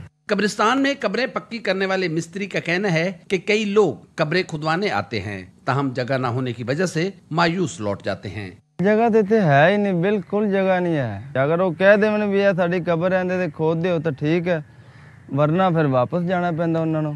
2 वक्त की रोटी की फिक्र अपनी जगह, लेकिन अब तो लोगों को ये परेशानी खाई जा रही है कि मर गए तो तदफीन की जगह कहाँ मिलेगी, क्योंकि लाहौर के कब्रिस्तानों में कब्र की जगह नहीं बची। अपने प्यारों की कब्रों पर फातिहा खानी के लिए आने वालों का कहना है कि दुनियावी जरूरतों से ज्यादा परेशानी ये है कि मर गए तो दफनाया कहाँ जाएगा। हम अपने वालिदैन की, अपने बुजुर्गों की यहाँ पे तदफीन करके गए अपने हाथों से। आज हम देखते हैं कि हमारे लिए यहाँ पे कोई जगह नहीं है। हमें परेशानी इस बात की है कि हम यहाँ पे मार के किधर जाएंगे, हमें कहाँ पे रखा जाएगा। यहाँ पे कब्रिस्तान तो पहले ही फुल हुए हैं। मियानी साहब, फिरदौसिया, मोमिनपुरा, ताजपुरा और मियां मीर समेत लाहौर के कब्रिस्तानों में तदफीन की जगह नहीं बची। शहरियों ने वज़ीर आला पंजाब मरियम नवाज शरीफ से मुतालबा किया है कि नए कब्रिस्तानों के लिए जगहें मुख्तस की जाएं। कैमरामैन अहमद भट्ट के साथ उल्फत मुगल, एयरवे न्यूज़, लाहौर। चले जी, तो ये क्यों है? क्योंकि अक्सर व बेशतर हम देखते हैं जी, एक तो बहुत ज़्यादा दाम भी वसूल किए जाते हैं, प्री बुकिंग भी हो जाती है। मामला क्या है लाहौर में इस वक्त, सिचुएशन क्या है, बात कर लेते हैं। हमारे साथ मौजूद हैं वज़ीर बल्दियात पंजाब ज़ीशान रफ़ीक साहब। ज़ीशान साहब, थैंक यू सो मच, आपने ज्वाइन किया। थोड़ा सा हमें बताइएगा कि तदफीन के लिए कब्रिस्तानों में जगह अब दस्तयाब नहीं है, तो ये ऐसा क्यों हो रहा है? इसकी बुनियादी वजह क्या बताएंगे? जी बिस्मिल्लाहिर्रहमानिर्रहीम, बहुत शुक्रिया आपका जी। देखें, ये बात आपकी जो मैंने अभी आपकी रिपोर्ट भी देखी है, जो इस वक्त आपने लाइव चलाई है, मैं थोड़ा सा इससे इख्तलाफ करूँगा। लाहौर के अंदर आज भी हमारे पास 5 हशर हमोशा के जो मॉडल कब्रिस्तान हैं उनकी जगह मौजूद है, जिसमें इज्तिमाई तौर पे तकरीबन कोई 700 कनाल का रकबा जो है ना, वो इन 5 का अगर इज्तिमाई रकबा देखा जाए तो तकरीबन इतना बनता है, जिसकी कैपेसिटी हमारे पास इस वक्त मौजूद है तकरीबन कोई 80,000 के करीब की जो कब्रें कोई कैपेसिटी जो है इसमें मौजूद है। तो ये सूरत हाल इस वक्त हमारे पास अवेलेबिलिटी लाहौर के अंदर है। हाँ, ये जो सूरत हाल ये होती है कि जो इलाकों के अंदर पुराने कब्रिस्तान हैं उसमें मज़ीद ऑब्वियसली एक्सपेंशन की गुंजाइश नहीं मौजूद, क्योंकि वहाँ पे आबादियाँ जो है ना वो डेवलप हो चुकी हैं, वहाँ पे स्पेस मौजूद नहीं है।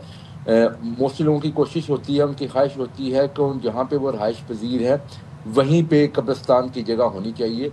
तो ये शहर के अंदरून के अंदर ये मसाइल मौजूद हैं, लेकिन इसकी अल्टरनेट जगह जो है ना वो हमने अपने मॉडल कब्रिस्तानों के अंदर जो है ना वो अवेलेबल रखी हुई है। और हमारी जो मॉडल कब्रिस्तान है उसमें हमने बाकायदा जो 1122 की जो सर्विस है वो भी फ्री ऑफ कॉस्ट जो है ना लोगों को दी जाती है। वहाँ पे बड़े अच्छे इंतज़ामात जो है ना वो वहाँ पे मौजूद हैं। तो ये सारी सूरत हाल हमारे पास लाहौर में इस वक्त अल्हम्दुलिल्लाह ये सूरत हाल है। और ये भी प्रोजेक्ट हमारी हुकूमत का ही था, जब शहबाज शरीफ साहब वज़ीर आला थे पंजाब को, उस वक्त उन्होंने शुरू किया था। और आज हमने कुछ इसमें एडिशन की है सीएम पंजाब मरियम नवाज शरीफ साहबा ने इसके अंदर, ताकि मज़ीद आने वाले वक्तों के लिए लोगों के लिए ये सहूलत जो है ना वो होनी चाहिए। तो ये हमारे पास इस वक्त, जैसे मैंने अर्ज़ की है कि मैं आपको तफसील भी बता सकता हूँ इसमें। जैसे रायबंद के अंदर हमारे पास एक कब्रिस्तान मौजूद है जिसमें तकरीबन 128 कनाल के करीब जो है ना रकबे के ऊपर ये कब्रिस्तान है। काना काछा के ऊपर तकरीबन 90 कनाल के ऊपर एक कब्रिस्तान जो है ना वो मौजूद है हमारे पास। ये मॉडल कब्रिस्तानों की बात कर रहा हूँ। इसी तरह से बेदिया रोड के ऊपर तकरीबन 277 कनाल तकरीबन जो है ना वो उसका रकबा बनता है। इसी तरह से काना नवा के ऊपर हमारे पास 2 कब्रिस्तान है, 2 डिफरेंट लोकेशंस के ऊपर, जिसमें तकरीबन एक की 98 कनाल है, एक की 97 कनाल जगह है। तो ये सारे के सारे लाहौर के सराउंडिंग्स में मौजूद है। और जैसे मैंने कहा कि एक फ़ोन कॉल के ऊपर अगर कोई कहीं पे कोई मैयत होती है या कोई घर में किसी को ज़रूरत होती है तो वो फ़ोन कॉल के ऊपर 1122 वालों को भी रब्ता कर सकते हैं, और वो घर से मैयत को भी उठाएंगे और वो कब्रिस्तान में उसको ज़ीशान साहब, आपने मॉडल कब्रिस्तानों का बताया। जब किसी के घर में फौतगी होती है लोग यही प्रेफर करते हैं, फैमिली लवाहिकीन यही प्रेफर करते हैं कि करीबी कब्रिस्तान में दफनाया जाए, जो घर के करीब, जो रिहाइश के करीब कब्रिस्तान है। तो फॉर इंस्टेंस अगर जौहर टाउन, मॉडल टाउन में कोई फौतगी होती है तो जनाजा मैयत लेके काना काछा, काना नौ या फिर आप रायबंद रोड मॉडल कब्रिस्तान में तो नहीं जाएंगे ना? देखिए, ये बात मैंने शुरू में अर्ज़ की है कि बिल्कुल आपकी ये बात ठीक है कि लोग कोशिश करते हैं जहाँ पे उनकी रहाइश है उसके करीब कब्रिस्तानों में जगह मिले। लेकिन अब ये बदकिस्मती है कि पास्ट ईयर्स के ऊपर शायद वो जो जहाँ पे कब्रिस्तान के एरियाज थे वो सारे फिल हो चुके हैं और वहाँ पे मज़ीद आगे एक्सपेंशन की गुंजाइश नहीं है। तो अगर एक्सपेंशन की गुंजाइश नहीं है तो उसका ऑल्टरनेट सोल्यूशन जो है ना वो यकीनी तौर पर लोगों को दिया जा रहा है। लेकिन जहाँ जहाँ पे इस वक्त में कुछ आबादियों के अंदर अगर कोई ऐसी जगह मिलती हैं तो गवर्नमेंट फौरी तौर पर उसके ऊपर कब्रिस्तान के हवाले से इक़दाम करती है। लेकिन इस वक्त हमें बहुत सारे ऐसे इलाके हैं जहाँ पे मज़ीद एक्सपेंशन की गुंजाइश नहीं है, जहाँ थोड़ी थोड़ी स्पेस रह गई है वो बिल्कुल वो लोगों को मैसर होती है जो वहाँ के करीब तरीन रहायशी होते हैं। लेकिन उसका ऑल्टरनेट मैंने आपको जैसे अर्ज़ की है यही है। और एक्चुअली देखें, अब आने वाले वक्तों में सोल्यूशन भी यही है اب ہم نے باقاعدہ جب ہم نے شہروں کی کو پراپر پلانڈ سٹیز کے طور پہ آگے لے کے جانا ہے تو قبرستانوں کے لیے جگہ مختص ہونی چاہیے جو بڑی جگہ ہوں جہاں پہ تمام سہولتیں جو ہے نا لوگوں کو میسر ہوں. تو اسی سلسلے کو سامنے رکھتے ہوئے لاہور کے اندر اس وقت الحمدللہ یہ گنجائش ہے کہ لاہور کے حوالے سے، لاہور سٹی، لاہور ڈسٹرکٹ کے حوالے سے ہمارے پاس گنجائش اس وقت ہے. لیکن ہاں جو آپ نے بات کی ہے وہ اب ممکن نہیں ہو سکتا کیونکہ آبادیوں کے اندر جگہ اویلیبل ہی نہیں ہے. جب اویلیبل نہیں ہے تو یہ چیز نہیں ممکن ہو سکے گی. اس لیے اس کا آلٹرنیٹ سولوشن جو ہے دیا جا رہا ہے اور اسی کو ہم ایکسپینڈ کر رہے ہیں کہ فردر باقی شہروں کے اندر بھی ہم ماڈل قبرستان بنائیں، اس میں وہ تمام سہولتیں دیں. اس میں اوبویسلی اگر کسی کی میت ہوتی ہے تو ان کے لیے یہ ایشو آتا ہے کہ اگر تھوڑا دور جانا پڑتا ہے تو وہ کس طرح ٹرانسپورٹیشن کا کریں گے. تو اس کی بھی ہم نے فری آف کاسٹ جو ہے نا یہ سہولت لوگوں کو اویلیبل کی ہوئی ہے. اور بلکہ ہم نے تو اس کو بہت ایکسپینڈ کر رہے ہیں. سی ایم پنجاب نے اس کو ایون دیہی علاقوں میں بھی جو ہماری قبرستان ہیں موجود ان کو بھی ہم اس کی چار دیواری سے لے کے اس کی صفائیوں کے انتظامات بھی جو ہے وہ بھی کر رہے ہیں ایک پروگرام کے تحت. تو انشاءاللہ تعالیٰ یہ اس کی جو بیسٹ پاسبل پلاننگ ہو سکتی ہے، اویلیبل پلاننگ ہو سکتی ہے وہ گورنمنٹ کر رہی ہے اور وہ اویلیبل بھی ہے. چلیں تھینک یو سو مچ ذیشان صاحب ہمیں جوائن کرنے کے لیے ساری صورتحال پر. حکومتی موقف کیا ہے وہ ہم نے آپ کے سامنے رکھا. اچھا جی، پچھلے دنوں ہم گفتگو کر رہے تھے اور ہم دیکھ رہے ہیں کافی زیادہ تند و تیزی آ گئی ہے پیپلز پارٹی اور نون لیگ کے درمیان اور تلخی اس حد تک چلی گئی ہے کہ پھر بیانات جو ہیں اب وہ اعلیٰ سطح سے بھی آ رہے ہیں اور پیپلز پارٹی کے بھی ہم دیکھ رہے ہیں ہر رہنما کی جانب سے بھی کافی زیادہ سوالات بھی اس حوالے سے. اچھا ایم کیو ایم بھی سارے، لیکن ایم کیو ایم جی ان کا معاملہ جی یہ ہے کہ جی سندھ میں اور کراچی میں جو کام ہو رہا ہے اس کو لے کے وہ بات کر رہے ہیں. لیکن ذرا پہلے ہم بات کر لیتے ہیں مسلم لیگ اور پیپلز پارٹی کے درمیان آخر یہ ہو کیا رہا ہے. یہ کشیدگی اچانک سے نوک جھوک کا سلسلہ جو شروع ہوا ہے اب یہ سنگین صورتحال اختیار کرتا جا رہا ہے. جو مریم نواز صاحبہ کا سٹیٹمنٹ آیا اس کے بعد پھر پیپلز پارٹی کی جانب سے بھی مزید اس پر سٹیٹمنٹ آیا. اس کے باوجود ہم یہ دیکھ رہے ہیں کہ یہ بات تک کہہ دی گئی کہ اب جو بھی قانون سازی ہوگی پیپلز پارٹی نے کہا اس کا حصہ ہم نہیں بنیں گے کیونکہ مریم صاحبہ پہلے معافی مانگیں جو انہوں نے بیان دیے. لیکن ہم آپ کو بتائیں کہ جی یہ پہلی بار نہیں ہوا، اس سے پہلے بھی اس اتحاد میں ہم نے دیکھا ہے کہ یہ خفگی کا سلسلہ جاری رہا. سیلاب متاثرین کی جو امداد ہو رہی ہے اس پر بلاول صاحب نے اپنا ایک سجیشن دیا تھا جس پر مریم صاحبہ نے پھر ان کو جواب دیا تھا. اب یہ معاملہ کیوں اتنا آگے چلا گیا ہے یہ دیکھنا بڑا ضروری ہے اور اس کے لیے ہم یہ دیکھ رہے ہیں کہ کل مذاکرات کا بھی ایک دور چلا پیپلز پارٹی اور نون لیگ کے درمیان میں اور قمر زمان کائرہ صاحب بھی کل پریس کانفرنس کرتے نظر آئے اس ایشو پر. تو ایشو آپ سوچیں اتنا زیادہ ہائی لائٹ ہو گیا ہے کہ اس پر سینئر رہنما اس طرح پریس کانفرنس کریں. کیا کہہ رہے ہیں ذرا سن لیتے ہیں. میرا پیسہ ہے، آپ کو کیا تکلیف ہے؟ آپ صرف سی ایم پنجاب نہیں ہیں، آپ میاں محمد نواز شریف کی بیٹی ہیں. آپ کے منہ سے نکلے ہوئے الفاظ مسلم لیگ کے الفاظ ہیں. آپ یہ کہیں کہ میں کسی کو بولنے نہیں دوں گی، زبان بند کر دوں گی، ہاتھ توڑ دوں گی، یہ بالکل مناسب نہیں. اچھا جناب، یہ تو نون لیگ ورسز پیپلز پارٹی چل رہا ہے. ایم کیو ایم پاکستان کے وفد نے بھی چیئرمین ڈاکٹر خالد مقبول صدیقی کی سربراہی میں اسلام آباد میں وفاقی وزیر برائے منصوبہ بندی احسن اقبال سے ملاقات کی اور کراچی میں ترقیاتی کام میں تاخیر پر تحفظات سے آگاہ کیا. پھر ایم کیو ایم کراچی اور حیدرآباد میں کام روکنے پر کافی برہم بھی نظر آئے وہ پورا وفد جو تھا ایم کیو ایم کا.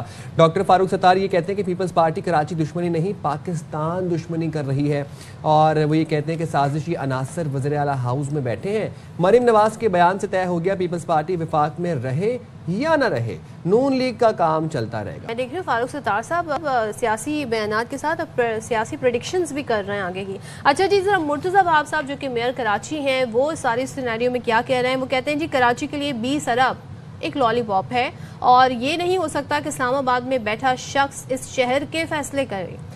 جب لاہور کے لیے پی آئی ڈی سی ایل نہیں تو پھر کراچی کے لیے کیوں ہے؟ میں کل یہ پریس کانفرنس دیکھ رہا تھا میرے صاحب کی، وہ کہتے ہیں کہ کراچی کے لیے 200 ارب بھی کم ہے. تو جی اب ذرا اسی ایشو پر آتے ہیں جو کافی دن سے زیر بحث ہے کہ جو سیلاب متاثرین کی جس طرح سے پنجاب حکومت مدد کر رہی ہے اس پر اعتراض ہے پیپلز پارٹی کو. اور کل بھی ہمارے شو میں شرمیلا فاروقی صاحبہ تھی، بڑی واضح طور پہ وہ کہہ رہی تھی کہ G B I S P نہیں کیا جا رہا. اور جبکہ مریم نواز یہ کہتی ہیں G B I S P سے 10,000 روپے ملیں گے हम 10 लाख से मदद करना चाह रहे हैं, उस पे भी शर्मिला साहिबा ये कहती हमें नजर आई कि जनाब वहाँ तो लोगों की कोई मदद नहीं हो रही है। फिर जब सवाल पूछा गया कि बिलावल साहब ने तो तारीफ की मरियम साहिबा के काम की, तो उस पर उन्होंने कहा कि जी एक्चुअली ग्राउंड रियलिटी डिफरेंट है। तो इस पर ज़रा बात कर लेते हैं। पीपल्स पार्टी के सीनियर रहनुमा नवीद कमर साहब हमारे साथ हैं और उन्होंने भी, हमने देखा फ्लोर ऑफ द हाउस जो है इस इशू पर जो मरियम साहिबा ने जो बात कही थी काफ़ी उन्होंने आवाज़ उठाई थी। और कल जिस तरीके से मुलाकात हुई है नायब वज़ीर आज़म से, तो क्या तय पाया है, ये इशू डिस्कस हुए और क्या इशू, तो बात कर लेते हैं। कमर साहब thank you so much join करने के लिए। सबसे पहले तो बताइएगा, अब ज़ाहिर है जमातें होती हैं, अपने अपने पॉइंट ऑफ व्यू होते हैं, उसमें तलखी भी आ जाती है, बयानात भी हो जाते हैं। बयानात अगर कहते हैं ना सेकंड ईयर क़यादत थर्ड ईयर क़यादत की तरफ से आए तो शायद इतना इशू नहीं बनता, लेकिन जब आपकी लीडर आप इस तरह बयानात दें तो फिर इशू बन जाता है। आपने कहा जी हम किसी कानून साजी में हिस्सा नहीं लेंगे, तो इस मुलाकात के बाद जो कल हुई है, पीपल्स पार्टी अपने मौक़िफ़ पे अभी भी कायम है? देखिए, हमने कल जो डार साहब और बाकी PMLN की जो लीडरशिप थी उसके सामने अपने जो ग्रीवियंसेस हैं वो रखे। हमने कहा कि जी जब हमने ये फैसला किया था कि हम आपको बाहर से बैठ के सपोर्ट करेंगे या आपकी गवर्नमेंट गिरने नहीं देंगे, तो उसके कोई बेसिक कॉन्टूर्स तो ज़रूर होते हैं। एक तो जो हमारा मुस्लिम लीग और पीपल्स पार्टी का जो डील था 25 पॉइंट, वो अपनी जगह पे था, लेकिन एक रवादारी होती है, एक मतलब कुछ रेड लाइंस हैं जो कि नहीं नॉर्मली क्रॉस की जाती, और मेनली ये एटीट्यूड का इशू है, कोई स्पेसिफिक बात नहीं है। तो अगर आप चाहते हैं कि हम आपको सपोर्ट करते रहें, तो फिर हम चाहते हैं कि आपकी तरफ से कम से कम हमारी लीडरशिप के लिए इज्जत से तो एक वो तरीका हो। हम जब कहते हैं कोई चीज़ अपने एक्सपीरियंस के बेसिस पे कि जी हमने जब ये सैलाब फेस किए थे तो हमारे हिसाब से ये चीज़ें जो थी वो बेहतर तरीके से चली थी और ये चीज़ें नहीं इस तरह से चली थी, तो लोग उसको उस नज़रिए से देखना चाहिए, उसको ये इस तरह से देखना चाहिए कि ये हमारे एलाइज हैं और हमें मशवरा दे रहे हैं। नहीं करना तो नहीं करना, उसका भी एक तरीका होता है ना कहने का, ना बजाय इसके कि आके जलसों में इस तरह से बातें करना और फिर कुछ ऐसी चीज़ें भी कह जाना जो कि इस चीज़ का हिस्सा भी नहीं है। मसलन पानी का जो मामला है, आपको पता है कि पाकिस्तान में पानी का इशू कितना सेंसिटिव है, और खासकर जो लोअर राइपेरियंस है उनके लिए। तो जब आप कहते हैं कि मेरा पानी मेरी मर्जी, तो फिर एक गलत सिग्नल चढ़ता है। तो वो फिर सिर्फ पार्टी का इशू नहीं होता, वो तो पूरे सूबे का इशू हो जाता है ना। तो इस तरह से डील करने की बजाय भी इश्यूज हैं, हम टेबल पर बैठे। तो कल जब डार साहब के साथ मिले हम, तो यही चीज़ें उनके सामने रखी और उन्होंने पॉजिटिवली रिस्पॉन्ड किया। उन्होंने कहा कि हाँ, ये हम जो है अपनी पार्टी की टॉप लीडरशिप के सामने ये सारे इश्यूज रखेंगे ताकि जो तलखी आ गई ये बीच में वो ख़त्म हो जाए ना। वो वेटिंग फॉर द रिस्पॉन्स कि वो क्या होता है उसके बाद। What kind of response? किस तरह का रिस्पॉन्स आप एक्सपेक्ट कर रहे हैं? नहीं, वो मतलब रिस्पॉन्स तो यही कहेंगे कि हाँ मेरी बात हो गई है, उन्होंने कहा है कि हाँ ये तलखी ख़त्म करते हैं, बयानात ख़त्म करते हैं वगैरह वगैरह। लेकिन वो आज का दिन है या कल का दिन है जिसमें ये चीज़ सामने आ जाएगी। अच्छा नवीद साहब, ये जो तलखी हम देख रहे थे काफ़ी दिनों से, जो खफकी थी, एक तनाव था, एक टेंशन थी माहौल में, आला क़यादत के बयानात आ रहे थे, क्या इसकी बुनियादी वजह BISP वाला इशू था या फिर कुछ और भी अंदरूनी इख्तिलाफात चल रहे हैं? अब राना सनाउल्लाह साहब तो ये कहते हैं कि हमें एतराज़ात हैं, जो BISP का डाटा है उस पर शदीद एतराज़ात हैं, तो आप उसे सुनवाते भी नहीं? वो भाई तो इससे क्या कमर साहब आपको सुनवा देते हैं, वो एग्जैक्टली कह क्या रहे थे राना साहब? इनकम सपोर्ट स्कीम है जी। देखिए उस स्कीम के ऊपर हमारे एतराज़ात हैं और उसका जो डेटा है उसके ऊपर भी हमें शदीद एतराज़ात हैं, उसके ऊपर हम बैठ के उनके साथ बात करना चाहिए। जी नवीद साहब, आप कह रहे हैं कि आपसे बैठ कर बात करना चाहेंगे, तो आप वो एतराज़ात दूर करेंगे उनके? भाई देखें, डेटा कोई हमने नहीं दिया है या पीपल्स पार्टी का नहीं है, वो तो जो भी डेटा इन्होंने BISP ने और पीपल्स पार्टी के दौर में नहीं, ये मुख्तलिफ अदवार में सर्वेज होते हैं वो वर्ल्ड बैंक के सुपरवाइज सर्वेज होते हैं, लेकिन उसमें भी अगर प्रॉब्लम्स हैं तो बैठ के बात कर सकते हैं ना, ये तो कोई इश्यू नहीं है, मतलब कोई डॉगमेटिक इश्यू नहीं है। बट BISP को अटैक करना सिंपली बिकॉज वो उसकी ब्रांडिंग जो है वो शायद पीपल्स पार्टी के साथ जोड़ी जाती है, तो ये तो मुनासिब बात नहीं है। बाकी अगर कोई टेक्निकल लेवल पे प्रॉब्लम्स हैं तो उसको किया जा सकता है। सेकेंडली, जब हम फ्लड विक्टिम्स की बात करें तो हम नॉर्मल BISP की डेटा की तो बात ही नहीं कर रहे ना, हम तो कह रहे हैं कि जी इन तहसीलों में या क्या, अब उन्होंने कह दिया कि हम BISP की बजाय ATM कार्ड्स देंगे। फाइन, अगर आप उसका इंफ्रास्ट्रक्चर आपके पास है तो आप उस तरह से कर लें, लेकिन ये अटैक शुरू हो जाते हैं ना, वो समझ से बाहर होते हैं। अच्छा, लेकिन ये बड़ी बात है, क्योंकि कल तक हम सुन रहे थे, शर्मिला साहिबा थी, वो ये कह रही थी क्यों नहीं BISP को यूटिलाइज करते। अगर डेटा ठीक नहीं है तो फिर इट मेक सेंस कि अगर उस प्रोग्राम को यूज नहीं किया जा रहा, लेकिन इन तहफ़्फ़ुज़ात के बावजूद लैक ऑफ अंडरस्टैंडिंग। ओके, देखिए ना, नॉर्मल BISP के रेसिपिएंट्स और होते हैं, वो तो वो लोग होते हैं जिनको इसमें जो पॉवर्टी स्कोर कार्ड के मुताबिक उसमें आते हैं। यहाँ तो हम बात कर रहे हैं कि जिन जिन इलाकों में पानी आया, घर टूटे या नुकसान हुआ, वहाँ के लोगों को डायरेक्टली उनके अकाउंट्स में पैसे पहुंचाने की बात है ना। तो BISP का तो सिर्फ एक फ्रेमवर्क है जिसको यूज करना था, उसका डेटा भी नहीं यूज करना। तो और क्योंकि हमारा एक्सपीरियंस रहा था कि भाई ये सबसे आसान तरीका है, फौरी तरीका है लोगों तक पैसे पहुंचाने का, जिसके बीच में कोई थर्ड पर्सन नहीं आता, तो इसलिए हमारी सजेशन थी कि ये किया जाए। अच्छा कमर साहब, क्योंकि अब आपकी क़यादत से इस तरह के जो बाकी क़यादत है पीपल्स पार्टी की, वो इल्ज़ामात ये भी लगा रही है कि जी लोगों के पास खाने को नहीं है, लोगों के सर पे छत नहीं है, शेल्टर नहीं है, बुरे हालों में बैठे हैं। मरियम साहिबा कह रही हैं कि जी हम घर भी बना के देंगे, हम अच्छा काम भी कर रहे हैं और लोगों की मदद भी कर रहे हैं। तो ये सिर्फ बयानात हैं या आप लोग हकाइक रिपोर्ट कर रहे हैं? कोई एविडेंस प्रोवाइड कर सकते हैं इस सिलसिले में? देखिए ना, दोनों बातों में तजाद यूं नहीं है कि पानी आया, पानी खड़ा है, नुकसान हुआ, इस पे तो कंसेंसस है ना कि फ्लड्स जो हैं, ईस्टर्न रिवर्स जो हैं वो स्वेल अप हुए, जो कि बहुत अरसे के बाद ये पंजाब में इस किस्म का डिलूज आया है। और लोग जाहिर है कि जिनके घरों में या जिनके खेतों में पानी आ जाता है या खड़ा रहता है या खेत खड़ा होते हैं, वो मिजरी में होते हैं।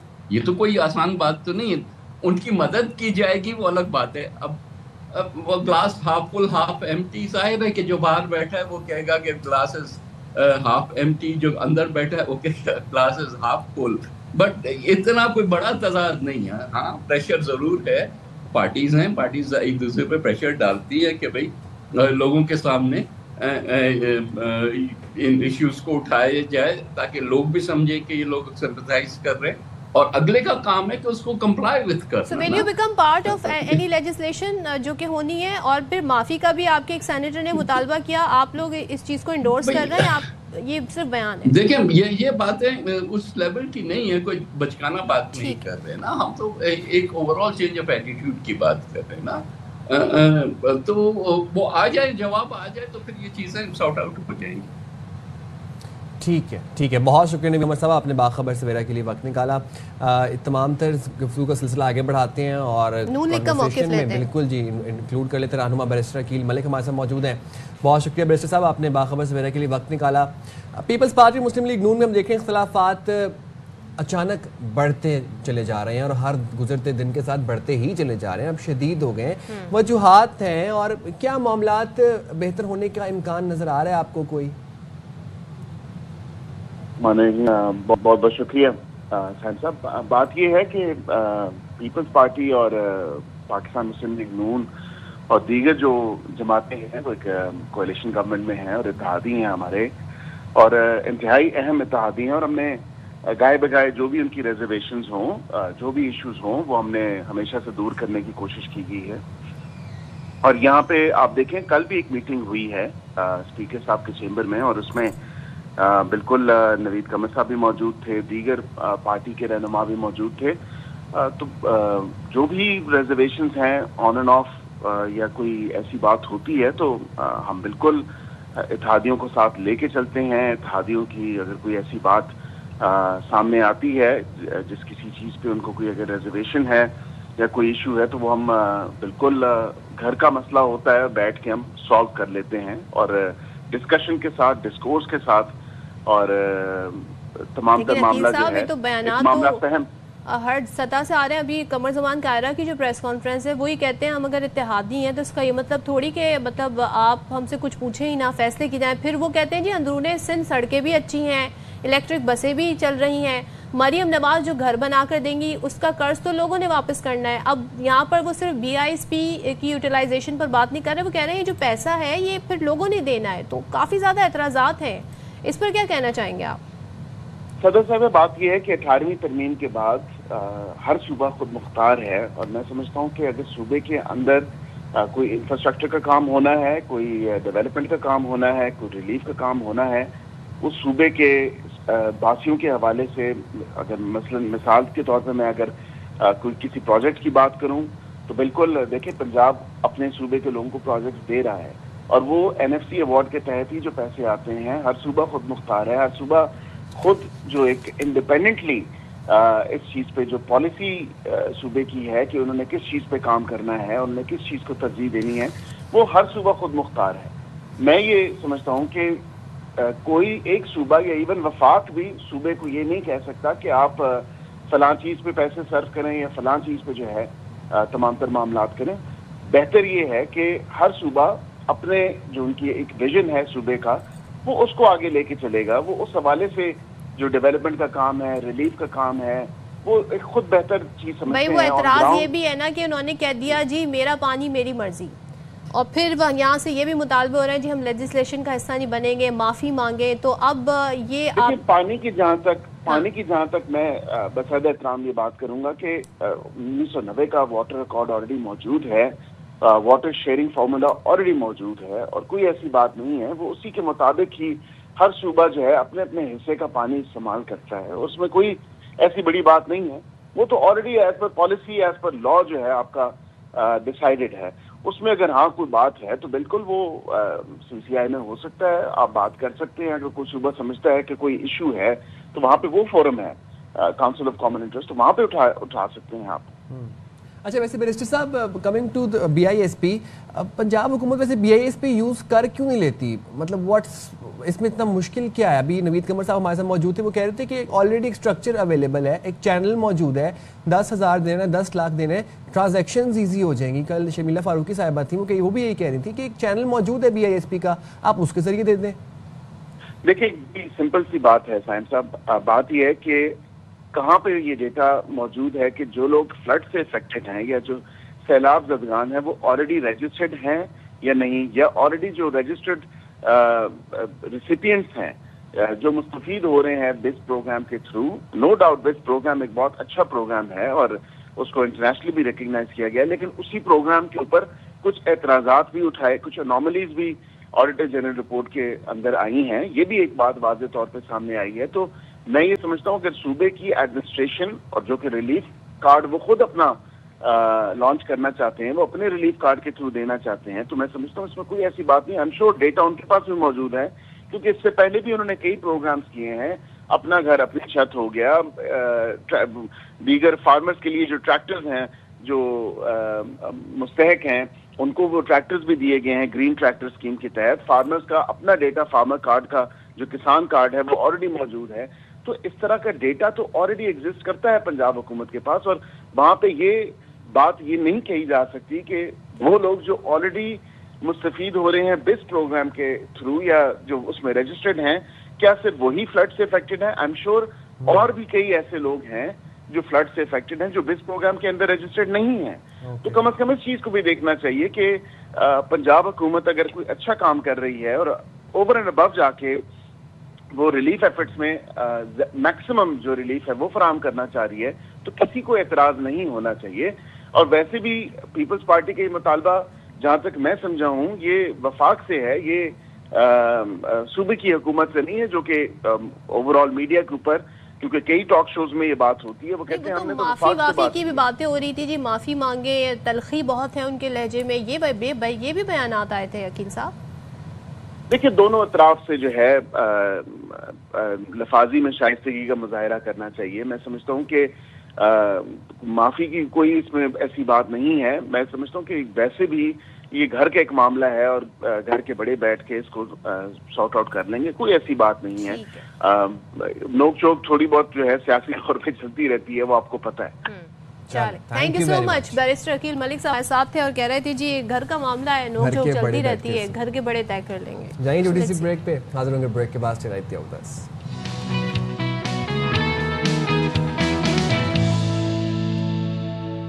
ویلکم بیک جناب.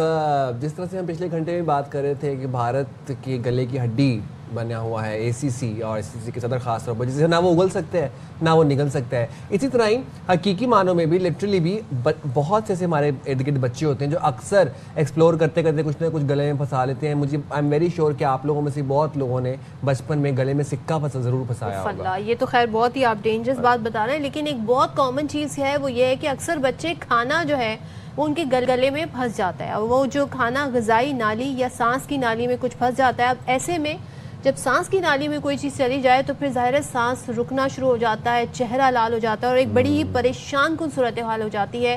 ایسے میں کیا جا سکتا ہے؟ فرسٹ گھر میں کیا ایڈ دی جا سکتی ہے؟ ایک تو پہلے تو یہ بچے کو ہمیشہ یہ سکھائیں کہ کھانا چبا کے چیو کر کے کھانا چاہیے، اور ظاہر ہے اس کی ایج کے حساب سے اس کو پھر غذا دینی چاہیے. لیکن پیرنٹس کیا کر سکتے ہیں؟ اس کے لیے ہم بات کر لیتے ہیں. ہمارے ساتھ موجود ہیں assistant professor پلمنالوجی doctor Saif Ullah صاحب. تھینک یو ڈاکٹر صاحب، بہت شکریہ. پہلے تو مجھے بتائیے کہ یہ بڑا ایک اہم مسئلہ ہے اور پیرنٹس اس میں بڑے پینک ہو جاتے ہیں، تو یہ کیا کرنا چاہیے پہلے طور پہ؟ اور ویسے ہوتا کیا ہے؟ کھانا جب کھا رہے ہوتے ہیں تو وہ سانس کی نالی میں پھنس جاتا ہے، ہمیں ذرا سچویشن بتائیے گا.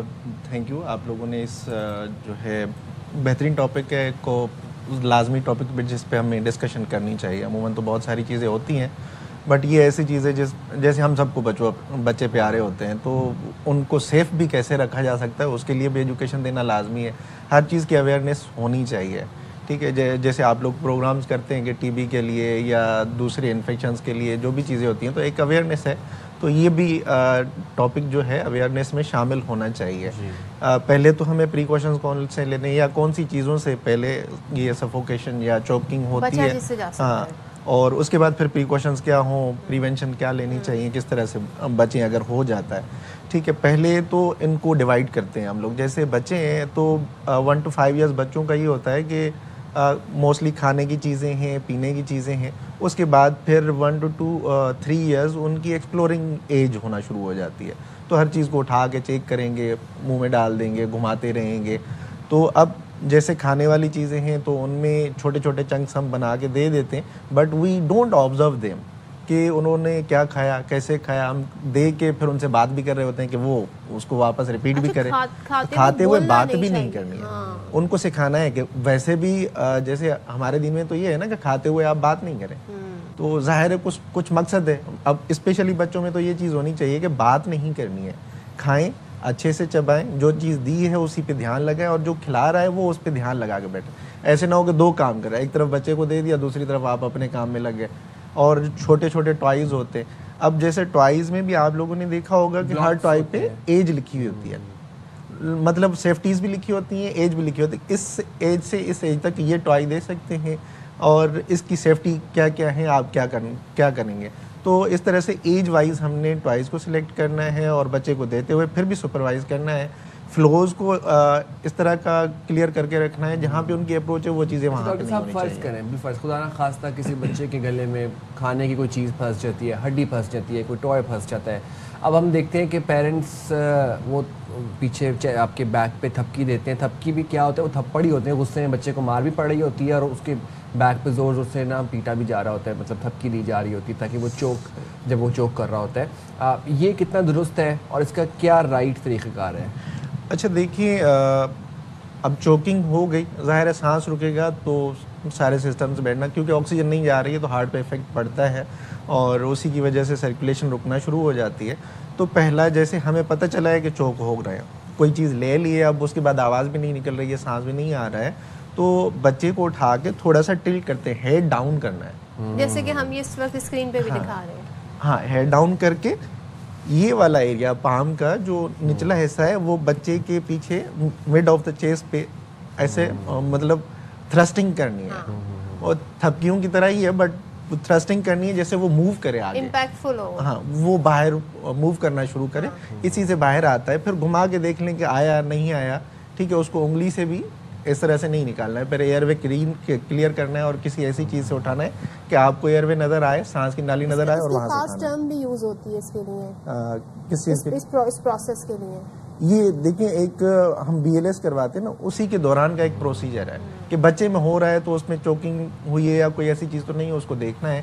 چوکنگ کو کلیئر کرنے کے لیے تھرسٹنگ بولتے ہیں, ایبڈومینل تھرسٹ, یا پکڑ کے ہم زور سے ایسے. بچے کی بات, تھوڑا بڑا بچہ ہو یا کوئی ایڈلٹ ہو, اس میں بھی اسی طرح کیا جا سکتا ہے؟ اس میں بھی اب جیسے تھوڑے سے بڑے ہو گئے, یہ تو 1 to 5 ایئرز ہے نا, کیونکہ ان کو ہم ایسے ہولڈ کر سکتے ہیں, اس طرح سے کریں گے. جیسے اب بڑا ہے اس کو تو اس طرح ہولڈ نہیں کر سکتے, پھر ہم ان کو آرمز ویسٹ کے اراؤنڈ جو ہے پکڑ کے بالکل اس جگہ پہ ہاتھ, ہاں تھوڑا سا وہ آگے تو ویسے ہی ٹلٹ ہو جائیں گے, ٹھیک ہے, تو اس طرف پکڑ کے ہم ایسے ہاتھ بنا کے پریشر لگاتے ہیں زور زور سے کہ وہ چیز کو باہر, ہاں پیٹ پہ پریشر, یہ پیٹ پہ یہاں پہ پریشر, مطلب مڈ آف ایبڈومن اور چیسٹ کے بیچ میں ہے نا, جیسے یہ اسٹمک ہے اس کے اراؤنڈ کرتے ہیں کہ یہ پریشر سے باہر آ جائے. اچھا, اور وہ پریشر سے پھر باہر آ جاتی ہے وہ جو آبجیکٹ ہوتا ہے, اور خدا نہ خاصہ اگر وہ پھر اس چیز سے بھی نہ آئے تو پھر ہمارے پاس شارٹ ٹرم, کیونکہ دیکھیں اب سانس کی نالی میں کوئی چیز پھنسی ہوئی ہے, سانس نہیں آ رہا, چہرہ لال ہو گیا ہے, ہاتھ پاؤں نیلے ہو رہے ہیں, پھر کیا کرنا چاہیے؟ اب یہ تو ایک پورا پروسیجر ہے کہ مطلب اب ایڈوانس لیول پہ ہم نے جانا ہے. ایک تو ہمیں پوری اویئرنیس دینی ہے کہ B L S basic life support کیا ہوتا ہے, اس ٹائم پہ کیا کرنا ہے, پھر ہم نے کیا کیا کرنا چاہیے. سسٹم اوور آل ہمارے پاس نہیں ہے, ہم ہاسپٹل میں جا کے پہنچے تب تک پیشنٹ نکل جائے گا. ٹائم فریم کیا ہے اس کا؟ ٹائم فریم تو اس طرح کا کچھ بھی نہیں ہے, ویسے ود ان منٹس ڈیتھ ہو سکتی ہے اگر ایک چوکنگ ہو گئی ہے, سانس روکا ہے. اچھا, لوگ کیا کرتے ہیں پانی ہی پلانا شروع کر دیتے ہیں, وہ سمجھتے ہیں جی کچھ پھنس گیا ہے تو پانی سے وہ نیچے اتر جائے گا. چوکنگ کا مطلب چلے پیٹ کی طرف گیا ہے تو یہ والے اتنے معاملات نہیں ہوں گے. بچہ زیادہ سے زیادہ کھانے میں تکلیف کرے گا, وہ واپس وومٹ آؤٹ کرے گا, بٹ موسٹلی چوکنگ ہوتی ہے بچے کو انہیلیشنل, مطلب ایئر کی سانس کی نالی میں چلا جاتا ہے. وہ کیسے آئیڈیا ہوتا ہے کہ سانس کی نالی میں گیا؟ اب دیکھیں جب بچہ لال ہونا شروع ہو گیا, اس نے وہ ان رسپانسو ہو جاتا ہے, رسپانس نہیں دیتا ہے, ظاہر ہے سرکولیشن رک گئی ہے اسی کی وجہ سے, کیونکہ جو ایئر اندر کے اندر تھی, ہاں سانس نہیں آ رہی ہے تو سسٹمز بیٹھنا شروع ہو جاتے ہیں. تو اسی کی وجہ سے ان کا بے ہوش ہونا, رسپانس نہیں دینا, ایک دم سے ڈھیلا پڑ جانا, مطلب آپ کے ہارٹ پہ بھی افیکٹ ہوا ہے, سارے سسٹمز بیٹھنا شروع ہو گئے, تو وہی ہوتا ہے. اور اسی کے بعد جو ایڈوانس لائف سپورٹ کی طرف جاتے ہیں تو ان کو ایئر ویز مطلب ای ٹی ٹی وغیرہ پاس کر کے پراپرلی کھول کے ہمیں دیکھا جائے کہ فورن باڈی کہاں پڑی ہے, وہاں سے جتنا جلدی ہو سکے نکالیں.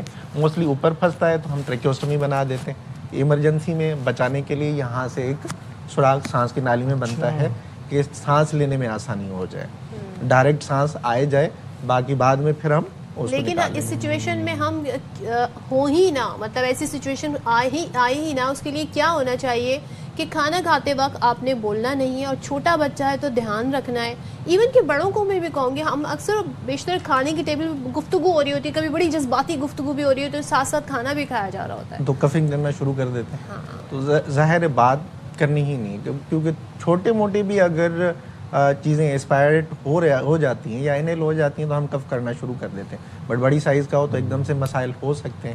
اور ویسے بچوں کے لیے تو یہ ہے کہ خود تو سپروائز کرنا ہے, پھر جو بھی چیزیں دے رہے ہیں ان میں سے ہم سلیکٹڈ دیں, جیسے ہم ماربلز وغیرہ بھی دے کے چھوڑ دیتے ہیں, کوئنز دے کے بھی چھوڑ دیتے ہیں, بچہ کھیل رہا ہے. اچھا, کچھ ایسے بڑے مریض بھی ہوتے ہیں جو بیڈ ریڈن ہوتے ہیں, جو لیٹ کر آپ کھانا پینا کرتے ہیں, ان کے لیے کیا ہے؟ ناٹ ایون بیڈ ریڈن, آج کل بچے لیٹے لیٹے موبائل دیکھ رہے ہیں, کھانا ویسے ہی کھلایا جا رہا ہے انہیں.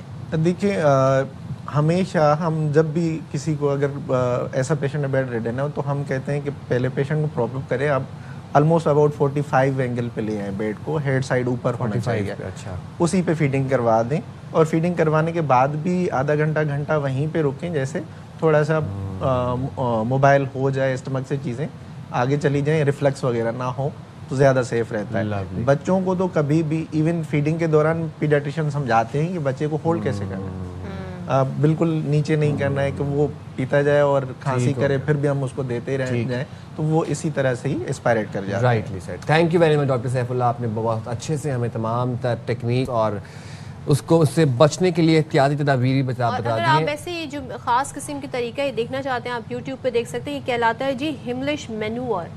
یہ طریقہ ہوتا ہے جس سے آپ پھنسا ہوا کھانا جو ہے نا وہ کس طریقے سے نکال سکتے ہیں. چلیں جی بریک لیتے ہیں, بریک کے بعد جلدی سے واپس آتے ہیں.